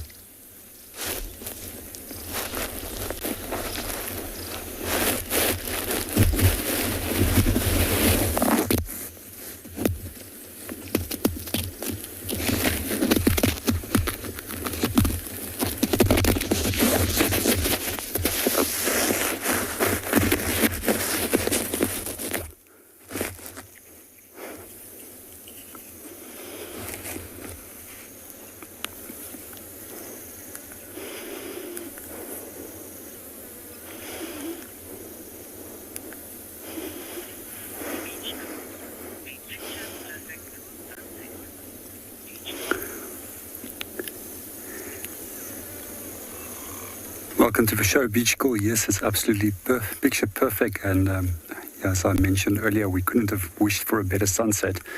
And it's also quite nice to have a little bit of clouds in the background that's now starting to form, which also will add a little bit more color to the sky very soon.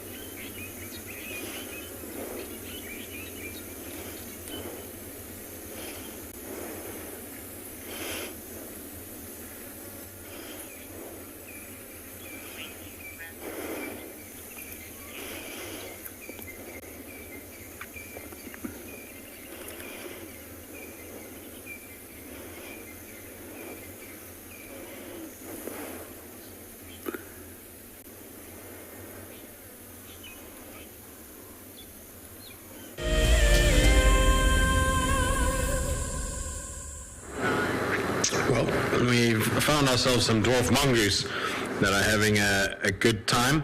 They are sitting on the mound just getting ready now for bed. It's that time of the day where they've got to find themselves a little mound to hide in.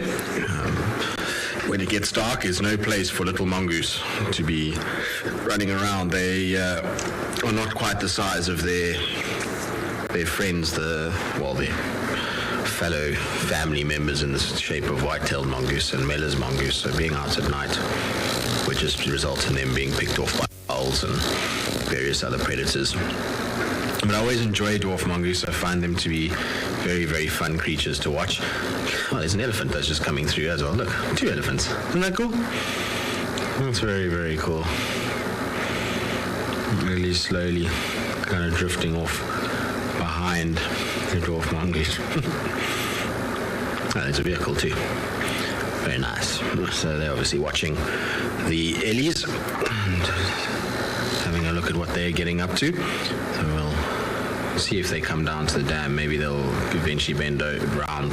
This is looking up towards Quarantine where these dwarf mongoose are. So the Ellies aren't coming towards water at the moment. They're kind of going from right to left. Excuse me, at this stage. Anyway.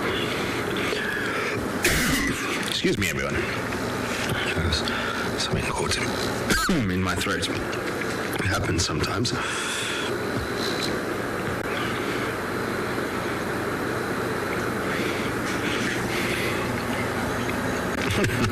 Elton's saying to me to stay alive. I'll certainly try, Elton. I don't want to keel over while all of you are watching. That would be a bit weird and a bit awkward. So let's hope that doesn't happen. And hopefully I'll be able to speak at some point again. Anyway, we'll see what else we can find. We'll leave our little dwarf mongooses to themselves.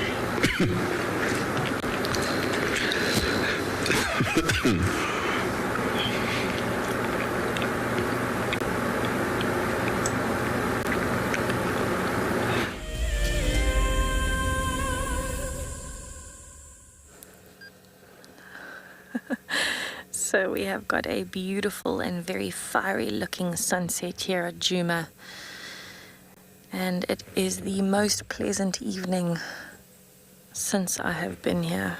Absolutely stunning as the light is fading. The sun has already dropped beyond the horizon, but those colors are just beautiful.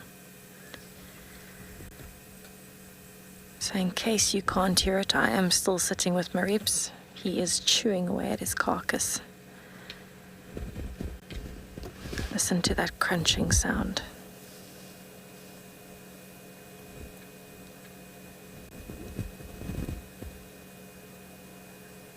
As I say that, he stops crunching. Oh, there we go.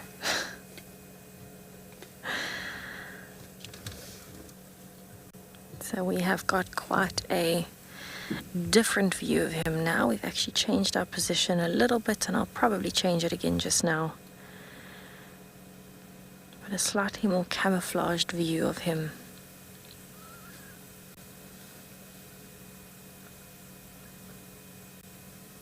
And this kind of just goes to show you how well camouflaged a cat like this can be, and why you can drive past one and not even realize that it's there, even if it's sitting in the open.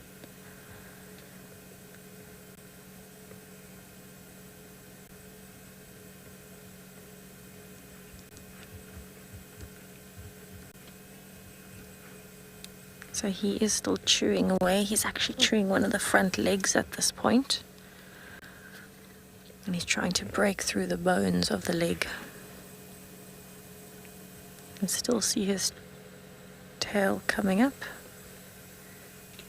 with his mood there. Every now and then you can just see the glimpse of white in the frame.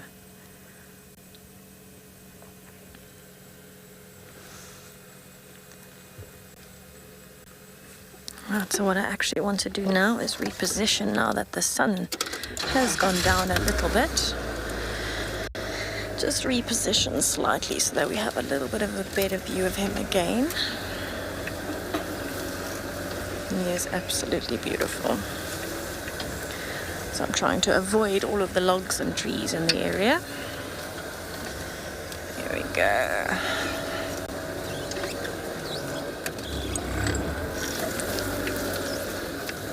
Yep.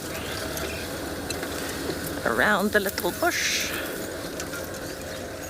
And back in. I'm parking myself in a tree, but that's alright. How's that, Mpo? Good? There we go. Definitely enjoying his feast at the moment. And there is still quite a lot left. As much as he was pretending to eat just now, he actually didn't eat altogether that much. He mostly just plucked a lot of the hairs off.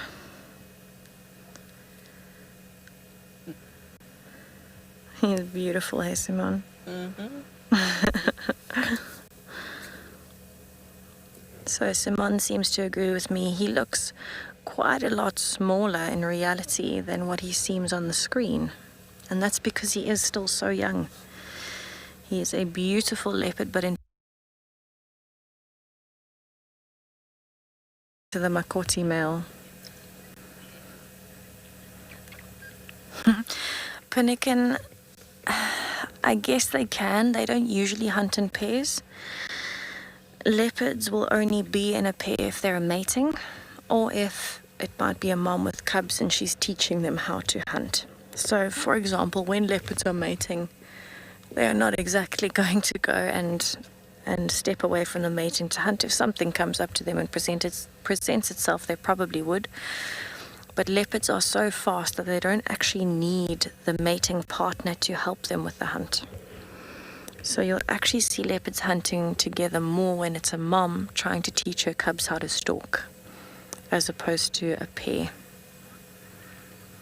Very interesting topic though, because I'm sure there have been very lucky cases. In fact, I'm vaguely remembering one actually with mating leopards where impalas presented themselves and one leopard jumped on the back and then the other leopard kind of jumped on the front once it was already being pulled down by the other one. So in that case, yes, they did hunt in a pair, but it's not very common.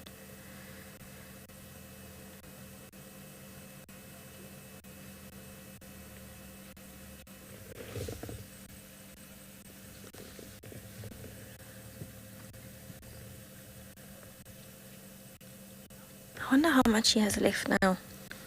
I haven't seen the whole carcass in a while, just little bits and pieces as he's chewing.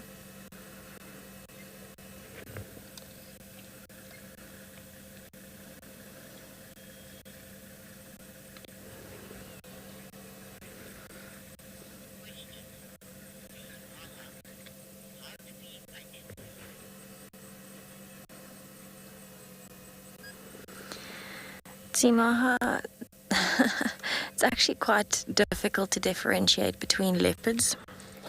The easiest way to do it sometimes is very distinctive spot patterns. Sometimes it's a notch into the ear.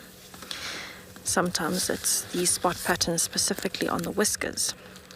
So for Maribs, it's actually a combination of things. It's a combination of his size, because he's quite a small male leopard, as well as his territory. So you would use the fact that he's often in the east. And then you would also have a look at some of the features on his face. So I'm actually just having a look through my notes here to see what they've actually written in terms of the best way to identify him. To me, it's the small size, and then he's got a very distinctive kind of a triangle looking mark on the top of his head. And so like in between his ears right at the top, he's got this darkish patch that is shaped like a triangle, and on either side there's a kind of lighter stripe. You can only really see it when he's looking face on though.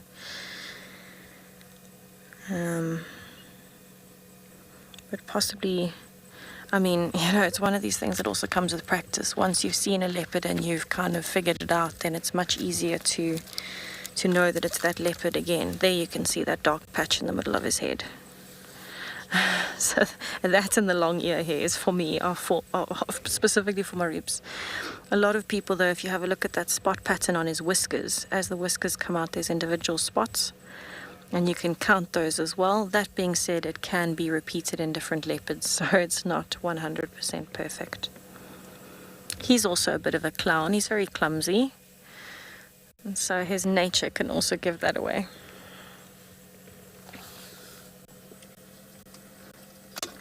Yes, brilliant. That's a great idea. I'm going to send you to Tristan, and he can tell you what he looks for when he is identifying if it's Marips, to the Leopard King himself.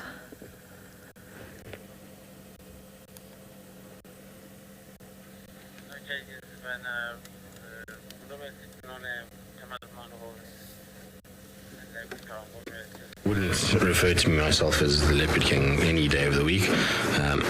It's an animal that can give you a hiding every day and make it harder and harder to find them. So, you know, just we get lucky sometimes. That's all it is. But yeah, with Marips, for me, I don't know. It's a weird thing because people often ask this question, and it's like I just know it's him because, well, he looks a certain way, and it's different to others. It's like you know your dog. It's not one identifying feature that you use. You just know what it looks like. But with him, if you're a little unsure, hairy ears, quite light-colored coats. Quite at the moment still big ears and paws in relation to the rest of him, the 2-2 spot pattern, the pinkish nose, those would all be identifying features that I would use for Marips. Yeah, he's kind of got a very specific look about him. I don't know, when I see it I just recognize him immediately, but I don't know if it's just because we see him so much that it's like that. There's no real identifying feature that just stands out. It's just he is Marips and he looks that way. It's a thing that a lot of people battle to understand until they actually spend time out here. When you spend enough time out here, just from a distance, the way the leopard walks, the size of it, the behavior that it's exhibiting when you first see it, all of those things are good indicators as to who it is, and then obviously also where you are. A lot of the time, if you are around, Morgan's also just throwing out that it's Marips because it's generally he's hunting an elephant or a buffalo.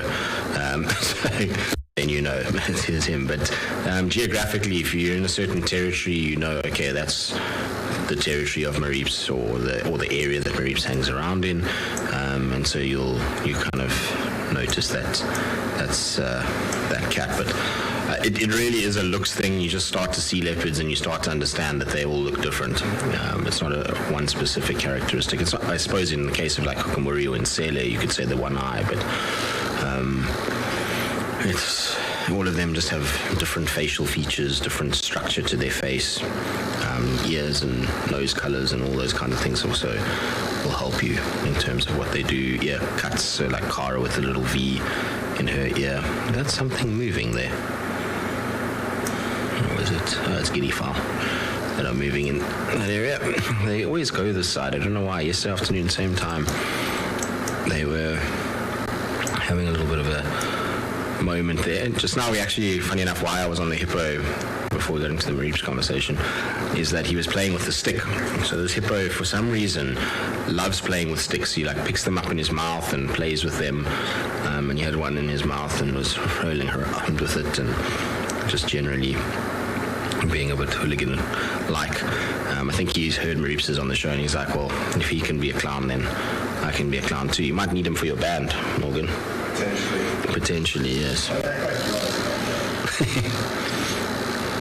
Roger, what is Morgan doing at the moment? I'll paint you a picture, Roger. Morgan is reclining on a blue couch and he has his cell phone out. He's browsing the internet and generally passing comment at me while I sit here. And yeah, he has himself a soda, water and lime.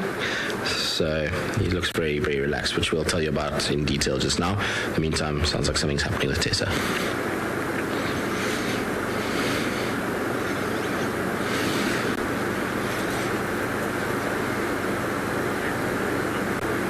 Oh, apparently we're not going to Tessa. Wow. All right. So whatever exciting it was, it's obviously not happening anymore. But yes, Morgan is looking like he's living the life of Larry today, and is very relaxed. You know, when one is a celebrity band member, you know, it's sometimes good just to kick back on the couch. Morgan says, I'm going to stop acting like I'm not part of the band with my triangle. He just wants me to be a part of the band, everybody, and I just don't know if I can do it. The bullying that I receive is just next level. And Mareeps is in the bad books because he just never shows his face these days in a place where we actually can follow him nicely for a long period. So yeah. That's where we're at. But no, really, Morgan has actually been a champion this afternoon, as was in Paul this morning with Tessa. The cam ops have come and kept us company, and because, you know, it gets sitting and looking at the dam cam by yourself after a while starts to get a little bit monotonous, and you just kind of, but it's nice to have somebody to chat with and have a bit of company. So Morgan's been an absolute treat. That's why we're going to get the t-shirts made. Morgan is awesome. Are you going to have, is it going to be I am awesome or Morgan is awesome? I am awesome, with your face and 2 thumbs up. Exactly. He's giving me a cheesy grin from the back here. So we're gonna have Morgan's marimba band merch as well. In fact, we were saying that just on the triangle is what he reckons. But what we were saying is that, you know, to be a true band member, he's going to have to get a tattoo. And we were thinking that he should get a tattoo of himself and Mareeps with their marimbas. I mean, don't get me on you because that will be just weird. But I can get one of me and Mareeps with I'll hold a triangle, and Morgan and Mareeps with their marimba. We can have band member tattoos. Each one will have half of his face, so they can. I'm not getting matching tattoos with you, Morgan. It's not happening. It's not matching. It's half-half. It's half-half still. That's not happening. I think a lot will be misconstrued in that, so let's not go down that road. Get it on my face. One half of my face. I actually have a funny story about Morgan and tattoos, funny enough. So the other day, Morgan gets on the car and he's like, Trist, I don't know what happened today. So I was like, what do you mean? He's like, I must have not had coffee yet because I went and I had a shower. There we go. Our hippo's got his stick now. So I'll tell you the story because there's clown behavior happening on the dam cam, so we can talk about the clown that Morgan is as well. But anyway, he says, I went to the shower. I am doing you dirty, but it's okay. We went to the shower and he's like, I got out. And I was like, geez, I didn't clean myself very well. And he's like, there's a spot on me. So he's like taking his towel and rubbing, and he's like trying to get it off. And he realizes eventually after a while that in fact is actually a tattoo and it's not going to rub off in the shower. And he then realized that he's not get rid of it that way. Yeah, sorry, Mom. But you told your mom already. We went through this. You said you've spoken to her about it. It's a tattoo of it's elephants, so 2 of them. Yeah. So, Morgan, I don't know if they didn't tell you this, but they're permanent. You can't rub them off. I'm going to ask for a refund. You're going to ask for a refund? It was one of those sticky ones. Did you think it was a henna tattoo or a sticky one?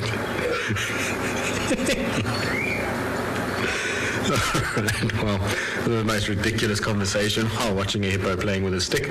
And so while we see what else he gets up to on the camera, we'll have another couple laughs with Morgan.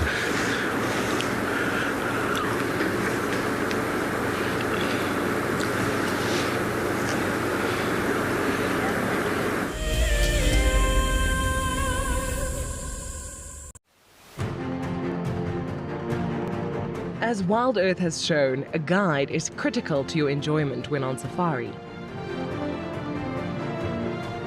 Safari Guide of the Year is an annual event which creates awareness for these men and women who dedicate their lives to tourism and wildlife. WildEarth fully supports this initiative that gives more credit to a profession that drives our economy and flies South African flags higher than most.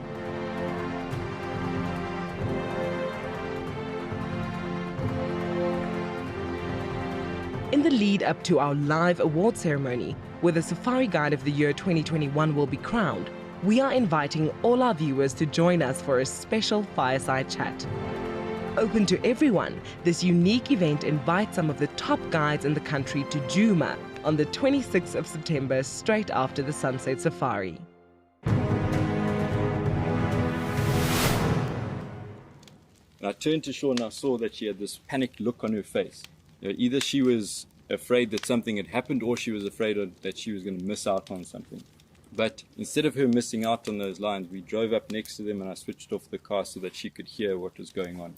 Now, these lions had killed a kudu, and she could hear these 2 cubs, both 8 months old at the time, busy pushing and shoving each other out the way to get to the best parts of the meat. And the mom was lying just to the side in the shade. Now, I'd known that before losing her sight, Shaun probably knew what a lion looked like. But I really wanted her to know what this lion looked like. So for the first time in my guiding career, I started to describe to someone what a lion looked like. And I found that, I started to notice things in that lion that I'd never seen before.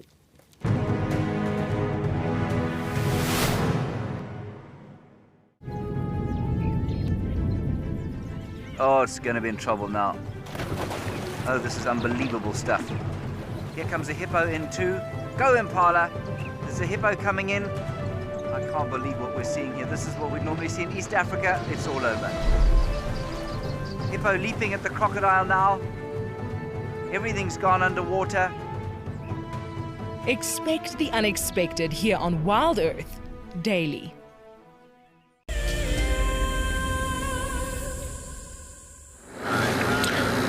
We're still with our hippo, and he's still got a stick in his mouth. Well, he did have a stick in his mouth. I don't know if he still does right now.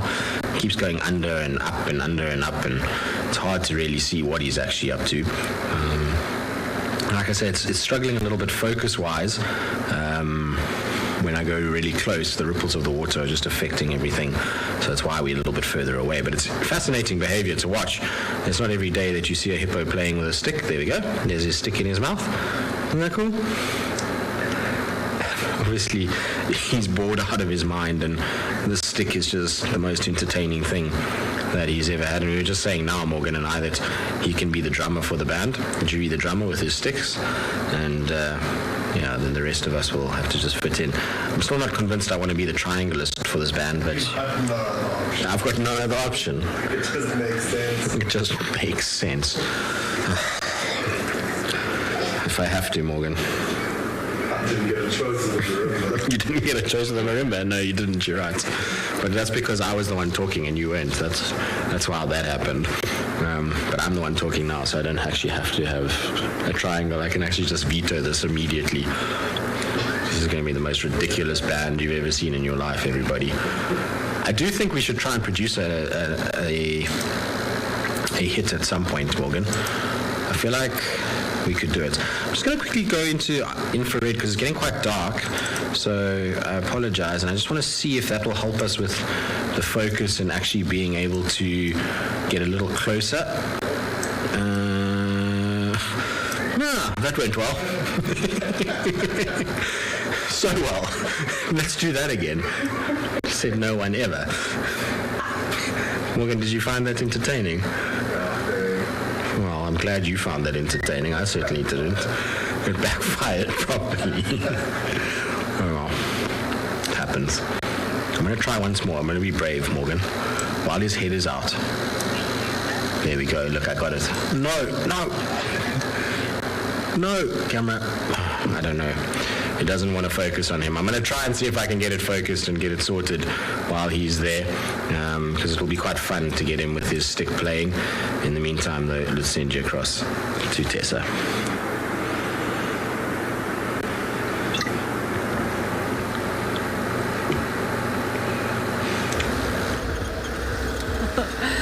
Welcome back. We have left Marips. Well, technically he left us. We were actually just about to head out and make space, and 2 hyenas came in and chased him off. They managed to steal quite a bit of the carcass, but he did get away with the head. But there was quite a lot of commotion that happened, and he disappeared so quickly that we couldn't even follow him. We have no idea where he's gone to at the moment, so hopefully we can kind of try and catch up with him in the morning and see that he's doing well and still had a little bit of a snack tonight. There's 2 fairly large hyenas that came in and gave him quite a fright. But for now, what I'm actually doing is I'm just checking up along the boundary road. I'm just crossing back over onto Djuma from Torchwood, so Torchwood on my right, Djuma on my left. And so I'm actually going to head straight down towards the central parts and see if I can bump into anything else in any of the drainage lines. It was absolutely amazing to be able to spend some time with my reps though, and kind of seeing him doing so well with the carcass, feeding, moving around. What is ironic is he actually spotted the hyenas before they spotted him. But somehow they still managed to sneak up on him.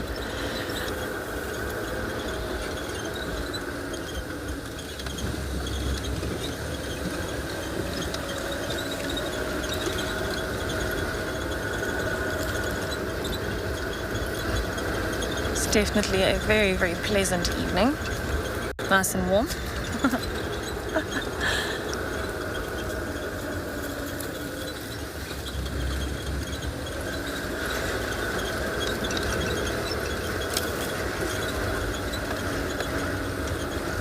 Actually the perfect time to be bumping into all sorts of predators now. I really wonder where my reps is going to go. He kind of ran off south very, very fast, back towards the drainage line. What was interesting was he had a few trees and termite mounds around him, and he didn't choose to climb a single one. He chose to run instead.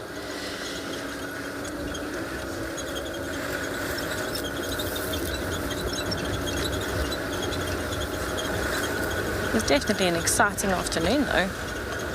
My adrenaline still feels like it's pumping.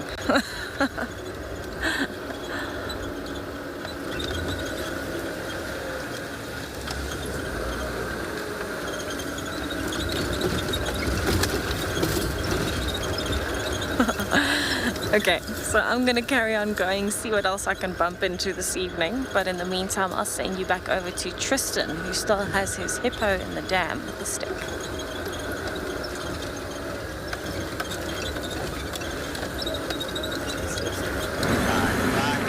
He does still have a stick, but I'm so fearful of trying to even zoom in here because the camera just doesn't want to do it. It just, if I go in, it just has its own moment.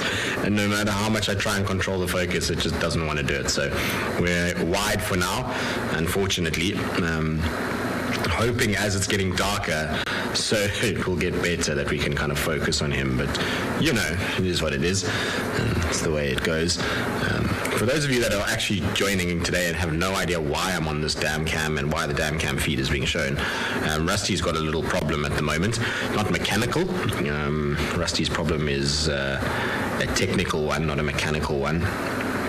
So hopefully it will be sorted. It is the weekend, so some of the stuff that we need is probably not going to be available till Monday. So, you know, we'll probably not have him up and running until him or her, depending on which one you want to see it as, until Monday afternoon at the very least.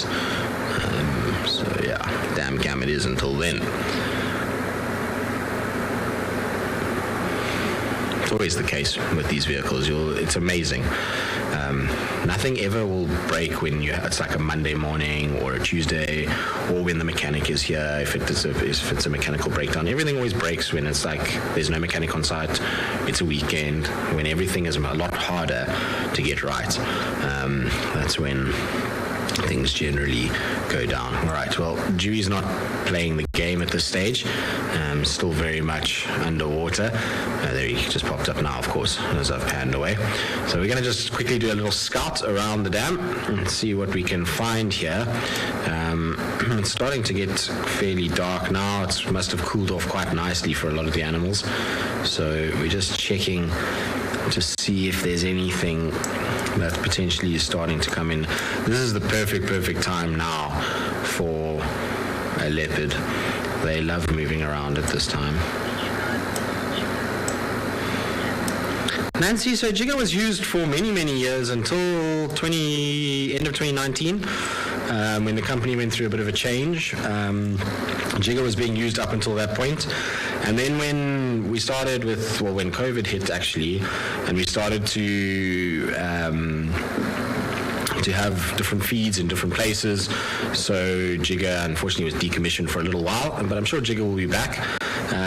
At the moment it gets purred around the park by Marcel, who tells me it's engine purrs, whatever that means. But Marcel uses it now as our kind of support vehicle, so if we break down or we get stuck or there's a tech issue, then he can come out and fix it. And Jigga obviously is a much better car for that than just a random sort of sedan or bucky. It looks far more the part than anything else, and so yeah, that's where Jigga is now. Still very much a functioning member of the team, but unfortunately with Jigga at some point is gonna need to be retired.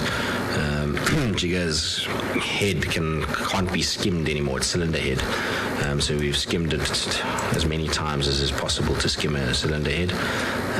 So at some point, unfortunately, Jigga is no longer going to be drivable, unless we do a whole engine change on Jigga. But still very much working, very much part of the process here. Vitally important vehicle.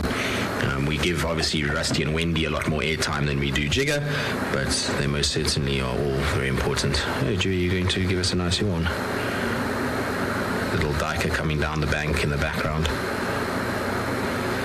Nice. I think he's going out for the evening, which is not really ideal, given we still have some time left in the show. Without him there, things get a little trickier. He's good content for the evening part of the dam cam shift.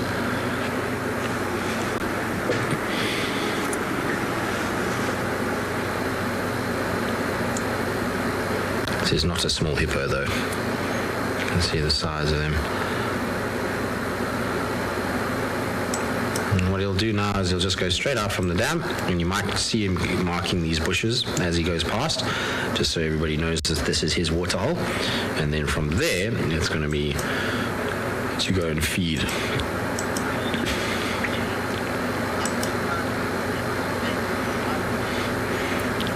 So Jake, it's a little bit variable, depends on the hippo, but this particular one normally is out at this time and he's back before the sun comes up, so however long the night is really. There we go. And you can see bits of poo being flung everywhere. It's a trait that only a hippo has. As it comes out, the the tail spins and it flings poo all over that bush and spreads that scent nicely. There we go. You can see all the leaves being hit. Lovely. I'm glad lions don't do that. It'd be very awkward to follow a lion when it does that. At least hippo is just grass. It's not something really too bad, but I mean, a lion would be next level uncomfortable if that did that next to you in a vehicle. You can see he's just ambling along. Glad he actually has taken this route, because I thought he might cut up through the thickets there and be gone. It allows us to follow him a little bit. Generally from here he likes to walk northwards. There's a big hippo game path that goes north, and then he goes up towards Mvubu Road and feeds in the block there. Often find his tracks going across the road there, or even sometimes towards sort of Gallego area, where he'll feed along northwards up the drainage line.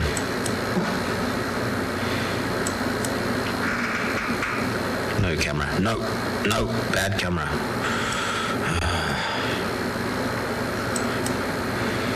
Rusty better be fixed soon. That's all I can say. It'd be nice to be back out in the reserve. I can't for this camera right now. Anyway, that's our hippo going. Apparently we now no longer can follow it without it changing its zooming parameters. So I'll scan around to see maybe we can find something that's lurking around the area.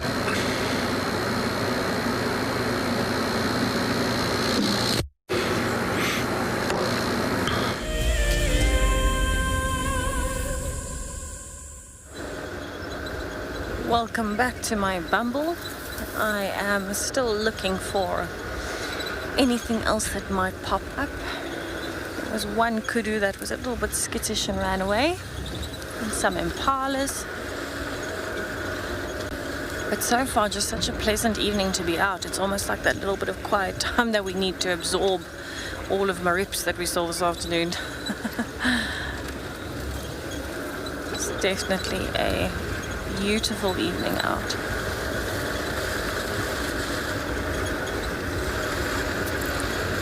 So I believe there were actually tracks of the Talamatis that were finally picked up this evening, although much further north in Buffelshoek. And I believe Tavangumi as well has been around, which is very exciting.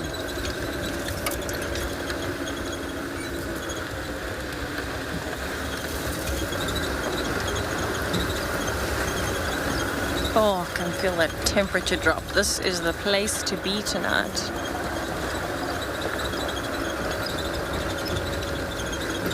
So I'm just approaching a drainage line, and the temperature has dropped substantially. And so I just have that feeling that there is going to be a predator around here.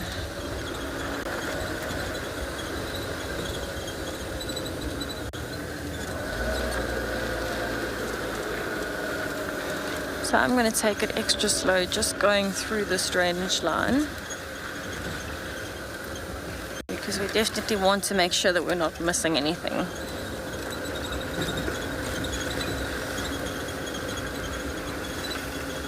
This is definitely the coolest I've felt all day. This is amazing. Definitely a good spot for some predators. Oh, I hope I find one here.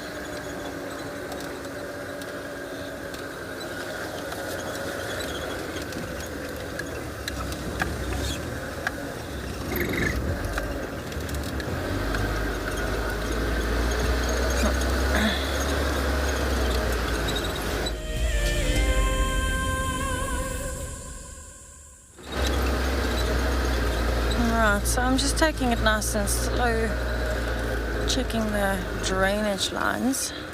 It is so lovely and cool there, and I just feel like there has to be a predator around here somewhere. It's definitely the place to be.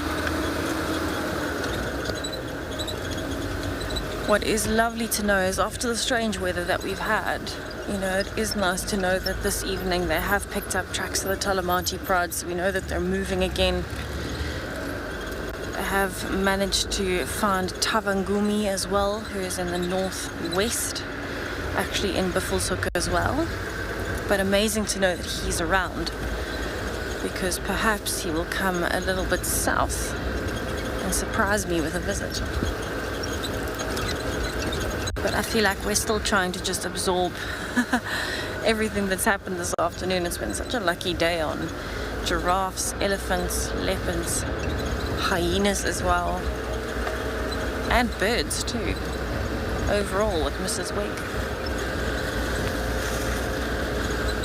So I feel like it's just been absolutely incredible. This is almost like the little quiet time that we need to reset. But we're definitely still looking for animals in the meantime though.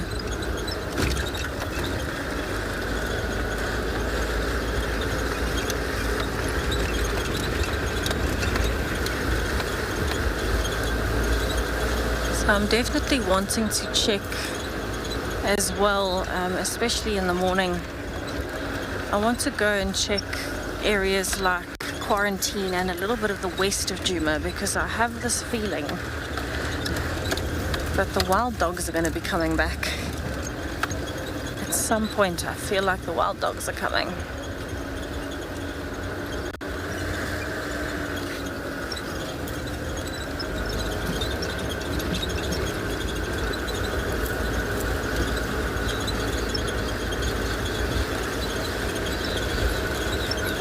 There's actually still some birds out. That's quite strange.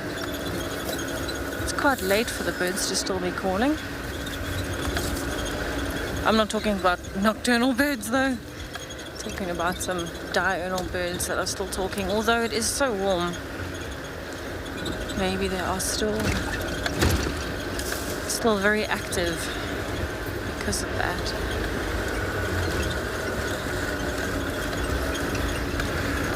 Right, so I'm heading into another drainage line that I want to check very carefully as well.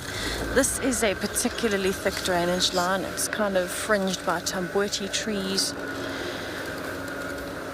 And so it is quite a tough area, but it's also a prime area. And this is actually the last place that I saw dark vein.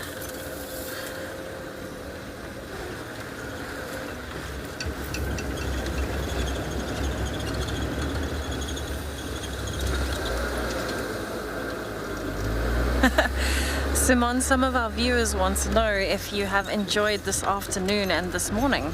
Oh, it was a fantastic afternoon for me to see marriages and also the good information you get to me, and also Paul with the nice views he gives. And for me it was fantastic to see the bush in reality, not only on TV.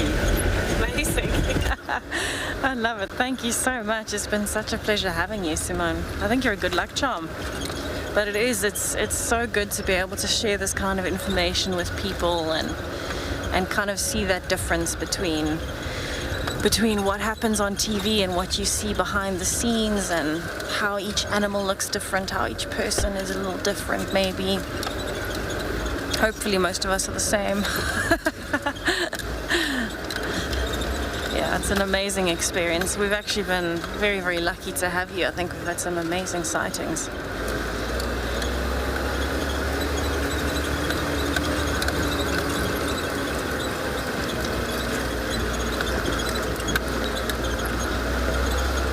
Yeah, I really didn't think we were going to find a leopard today, so I definitely think Simone is our good luck charm to help us find Marips. Oh goodness, what a day it has been. Certainly an entertaining one, to say the least. There's been so much. And it was the heat boost. Yes, yes, the heat was very intense today. It was incredibly hot, and that definitely contributed to the day, I think.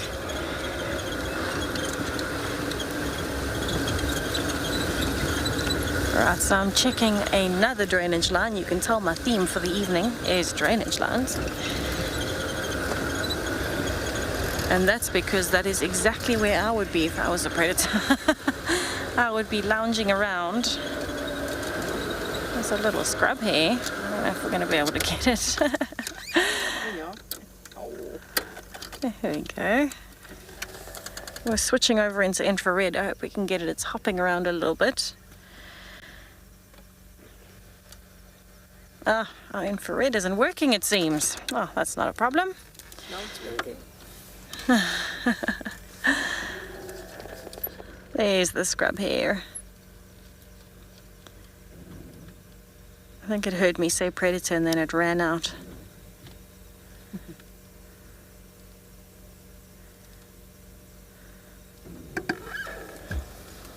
Very, very sensitive to movements and noise. Oh, and hopping around. Looking for some food.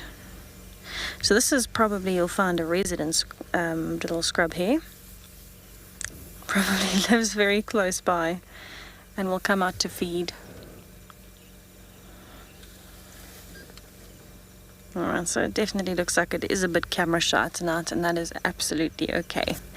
I think I'm going to leave it to its hopping around and carry on into the drainage line.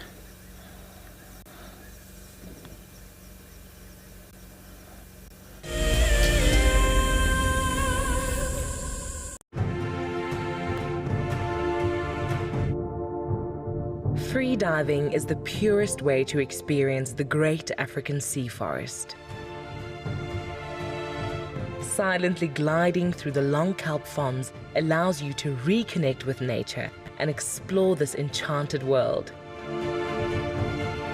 Sea Forest is a brand new daily experience coming soon on the WildEarth channel. You will explore an underwater forest live from Cape Town, while a team of naturalists explain what we are seeing. Like trees in a forest, these kelp provide food and shelter for many, many species. Magical encounters with shy marine life, crustaceans, sharks, seals, and so much more will all bring a window of calm into an otherwise chaotic world.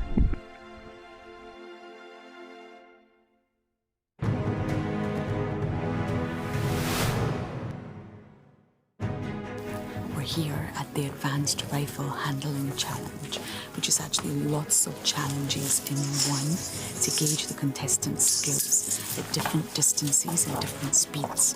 This is probably the challenge that the contestants are the most nervous about. So let's get them locked and loaded.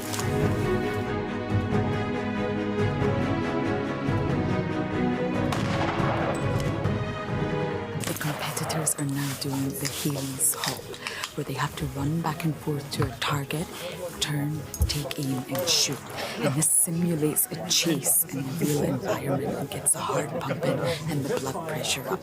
James gave us a demonstration, and the skill involved in this exercise is remarkable.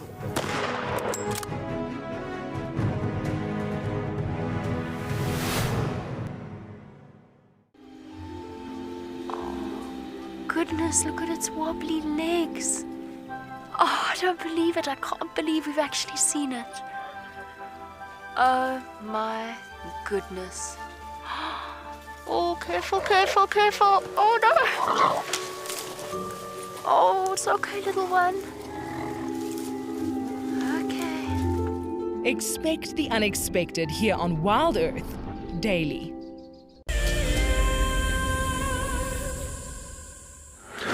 Well, no further luck on the camera. We've checked around and scanned, and there's no eye shine or anything of particular interest. There were some Egyptian geese that were on the far side, which we had a look at a little bit earlier. So now it's pretty quiet. I always like just scanning quite close to the camera, because you often get like little nocturnal things moving around, so thick knees and in summer you get the coursers and that kind of stuff, and scrub hares generally coming out as well at this time. I don't even see any of those this evening, so a bit quiet down there. I think the Ellies have displaced everybody. Just checking around just to see. Normally, like I say, there's a scrub hare lurking somewhere around here. One just needs to try and and find out that's the lodge. We don't want to be pointing at the lodge at this time of the night, even though I don't think the guests will be in yet because of drive. You just never know if somebody's there, and the last thing we want to do is catch somebody in the outdoor shower. It will be all kinds of awkward, so let's not do that. I'm always quite wary of pointing that camera towards the lodge. But yeah, not much happening, unfortunately. A lot of insects, which is interesting. We haven't seen a huge amount of rain yet, but the insect life seems to be quite healthy. You'll see these white spots coming across the camera. So that will be various moths and mosquitoes and kinds of things. Anyway, it's that time of the night where to say goodbye. We're going to send you across to Tessa to finish things up this evening. From myself and Marimba Morgan in the background here, it's been an absolute pleasure. We'll see you guys tomorrow morning.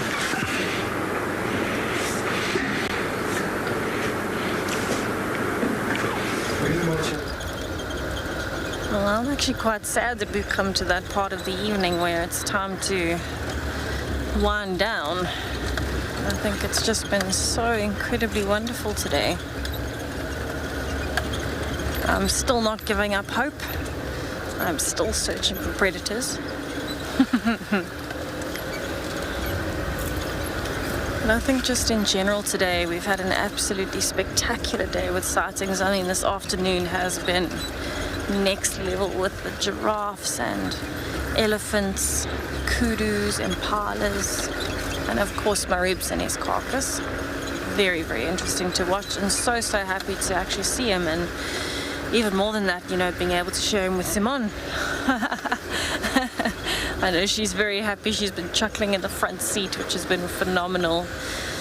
But I think all in all, we've got a really, really wonderful day coming tomorrow as well.